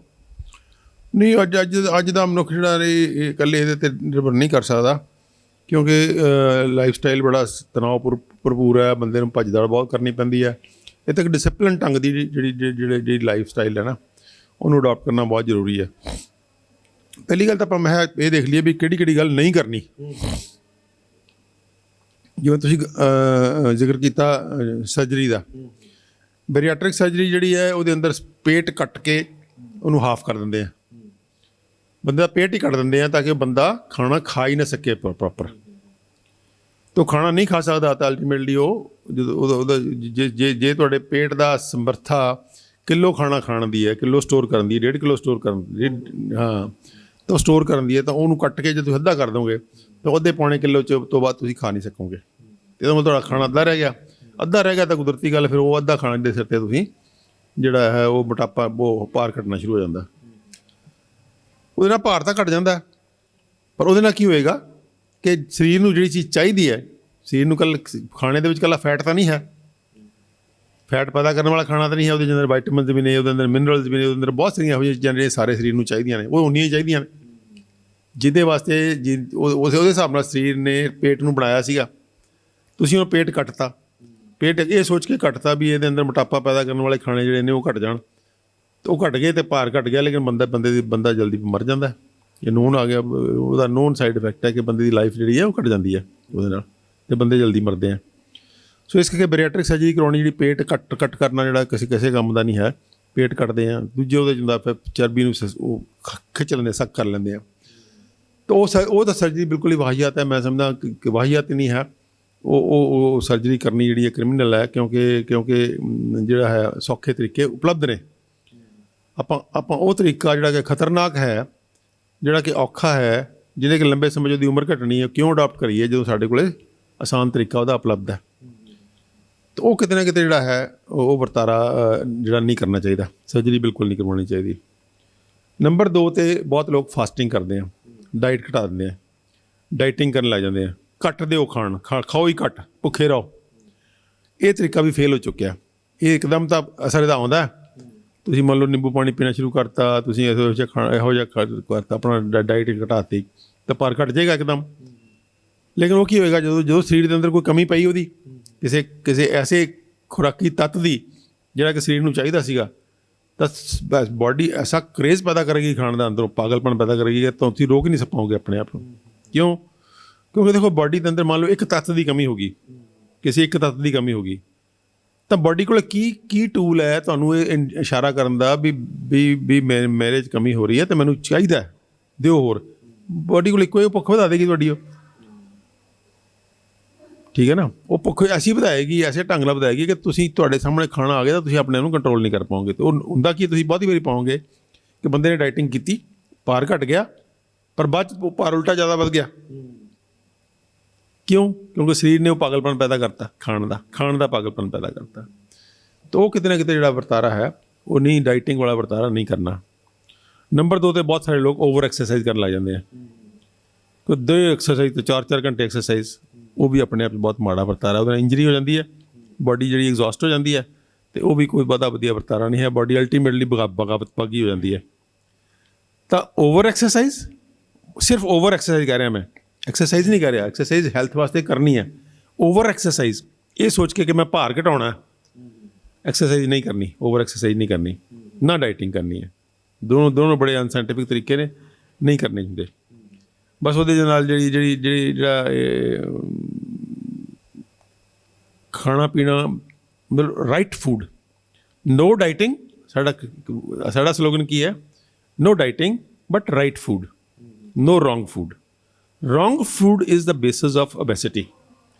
ਭਾਰ ਵਧਣ ਦਾ ਕਾਰਨ ਗਲਤ ਖਾਣਾ ਹੈ, ਓਵਰ ਖਾਣਾ ਨਹੀਂ ਹੈ। ਜੇ ਤੁਸੀਂ ਖਾਣਾ ਠੀਕ ਕਰ ਦਿੰਦੇ ਹੋ ਤਾਂ ਬਾਡੀ ਆਪਣੇ ਆਪ ਹੀ ਤੁਹਾਨੂੰ ਭੁੱਖ ਤੁਹਾਡੀ ਰੈਗੂਲੇਟ ਹੋ ਜਾਂਦੀ ਹੈ। ਜੇ ਤੁਸੀਂ ਗਲਤ ਖਾਣੇ ਖਾਓਗੇ ਤਾਂ ਉਹ ਬਾਡੀ ਭੁੱਖ ਜਿਹੜੀ ਹੈ ਉਹ ਜਿਹੜੀ ਹੈ ਬਾਡੀ ਜਿਹੜੀ ਉਹਦਾ ਗਲਤ ਖਾਣੇ ਨਾਲ ਬਾਡੀ ਦਾ ਜਿਹੜਾ ਫੈਟ ਵਧੇਗਾ, ਚਰਬੀ ਵਧੇਗੀ ਰੋਂਗ ਫੂਡ ਨਾਲ। ਹੁਣ ਰੋਂਗ ਫੂਡ ਅਸੀਂ ਆਪਣੇ ਆਪ ਜਿਹੜਾ ਹਾਈ ਕਾਰਬੋਹਾਈਡਰੇਟ ਫੂਡਸ ਨੇ, ਇਹਦੇ ਅੰਦਰ ਕੋਈ ਮਤਲਬ ਤੁਸੀਂ ਕੋਕਾ ਕੋਲਾ ਦੀ ਬੋਤਲਾਂ ਪੀਣੀਆਂ ਸ਼ੁਰੂ ਕਰ ਦਿਓ, ਪੈਪਸੀ ਦੀਆਂ, ਜਿੰਨੇ ਮਰਜ਼ੀ ਪੀ ਜਾਓ, ਬਾਡੀ ਤੋਂ ਕੋਈ ਅੰਦਰੋਂ ਮੈਸੇਜ ਨਹੀਂ ਆਉਂਦਾ ਕਿ ਬਸ ਕਰੋ। ਬਾਡੀ ਉਹਦੇ ਸਿਸਟਮ ਹੀ ਨਹੀਂ ਹੈ। ਜਿਹੜੇ ਹਾਈ ਕਾਰਬੋਹਾਈਡਰੇਟ ਫੂਡਸ ਨੇ ਉਹਦੇ ਅੰਦਰ ਕੋਈ ਸਿਸਟਮ ਨਹੀਂ ਕਿ ਤੁਹਾਨੂੰ ਮੈਸੇਜ ਦੇਵੇ ਵੀ ਬਸ। ਇਹ ਗੁਣ ਕਿਹਦੇ 'ਚ ਹੈ? ਇਹ ਹਾਈ ਫੈਟ ਡਾਈਟ 'ਚ ਹੈ। ਜਿੰਨਾ ਖਾਣੇ ਦੇ ਅੰਦਰ ਘੀ ਹੈ, ਉਹ ਉੱਥੇ ਤੁਹਾਨੂੰ ਮੈਸੇਜ ਆਉਂਦਾ ਹੈ ਕਿ ਬਸ ਕਰੋ, ਹੋਰ ਨਹੀਂ ਚਾਹੀਦਾ, ਹੋਰ ਨਹੀਂ ਚਾਹੀਦਾ। ਅਤੇ ਅਸੀਂ ਕੀ ਕੀਤਾ? ਅਸੀਂ ਪਿਛਲੇ 40-45 ਸਾਲ ਦਾ ਟੋਟਲ ਫੈਟ ਮਾਈਨਸ ਕਰਨ ਦੀ ਕੋਸ਼ਿਸ਼ ਕਰ ਰਹੇ ਹਾਂ ਡਾਈਟ 'ਚੋਂ, ਔਰ ਹਾਈ ਕਾਰਬੋਹਾਈਡਰੇਟ ਡਾਈਟ ਖਾਈ ਜਾ ਰਹੇ ਹਾਂ। ਸੋ ਬੈਲੈਂਸਡ ਫੂਡ, ਜਿਹਨੇ ਕਿ ਸਾਰਾ ਕੁਛ ਹੋਵੇ, ਉਹ 'ਚ ਕੁਛ ਫੈਟ ਵੀ ਹੋਵੇ, ਉਹ 'ਚ ਪ੍ਰੋਟੀਨਸ ਵੀ ਹੋਣ, ਉਹ 'ਚ ਕਾਰਬੋਹਾਈਡਰੇਟਸ ਵੀ ਹੋਣ, ਉਹ 'ਚ ਮਿਨਰਲਸ ਵੀ ਹੋਣ, ਉਹ 'ਚ ਵਾਈਟਾਮਿਨਸ ਵੀ ਹੋਣ। ਉਹ ਬੈਲੈਂਸ ਫੂਡ ਕਿੱਥੋਂ ਆਉਂਦਾ? ਬਾਇਓਡਾਈਵਰਸ ਟਾਈਪ ਆਫ ਫੂਡ, ਕਿ ਭਾਂਤ ਦਾ ਫੂਡ ਹੋਵੇ। ਸਾਡੀ ਡਾਈਟ ਦੇ ਅੰਦਰ, ਸਾਡੀ ਇੱਕ ਡਾਈਟ ਦੇ ਅੰਦਰ ਕਿੰਨੀ ਕਿਸਮ ਦਾ ਫੂਡ ਹੋਵੇ। ਉਹ 'ਚ ਸਬਜ਼ੀ ਵੀ ਹੋਵੇ, ਉਹ 'ਚ ਦਾਲ ਵੀ ਹੋਵੇ, ਉਹ 'ਚ ਦਹੀਂ ਵੀ ਹੋਵੇ, ਉਹ 'ਚ ਫਲ ਵੀ ਹੋਣ, ਉਹ 'ਚ ਸਲਾਦ ਵੀ ਹੋਵੇ, ਉਹ 'ਚ ਚਟਨੀ ਵੀ ਹੋਵੇ, ਉਹ 'ਚ ਅਚਾਰ ਵੀ ਹੋਵੇ। ਤਾਂ ਜਿਹੜੇ ਭਾਂਤ ਦਾ ਫੂਡ ਜਦੋਂ ਤੁਸੀਂ ਖਾਂਦੇ, ਉਹ 'ਚ ਘੀ ਵੀ ਹੋਵੇ, ਘੀ ਬੇਸਡ ਹੋਣ, ਕੁਛ ਨਾ ਕੁਛ ਘੀ ਦਾ ਬੇਸਡ ਹੋਵੇ। ਤੇਲ, ਆਇਲਸ, ਗੁੱਡ ਆਇਲਸ, ਠੀਕ ਹੈ। ਗੁੱਡ ਆਇਲ ਕਰਕੇ ਕਹਿੰਦੇ ਅਸੀਂ, ਜਿਵੇਂ ਅਸੀਂ ਕਹਿੰਦੇ ਹਾਂ ਵੀ ਤੁਸੀਂ ਆਇਲਸ ਖਾਓ।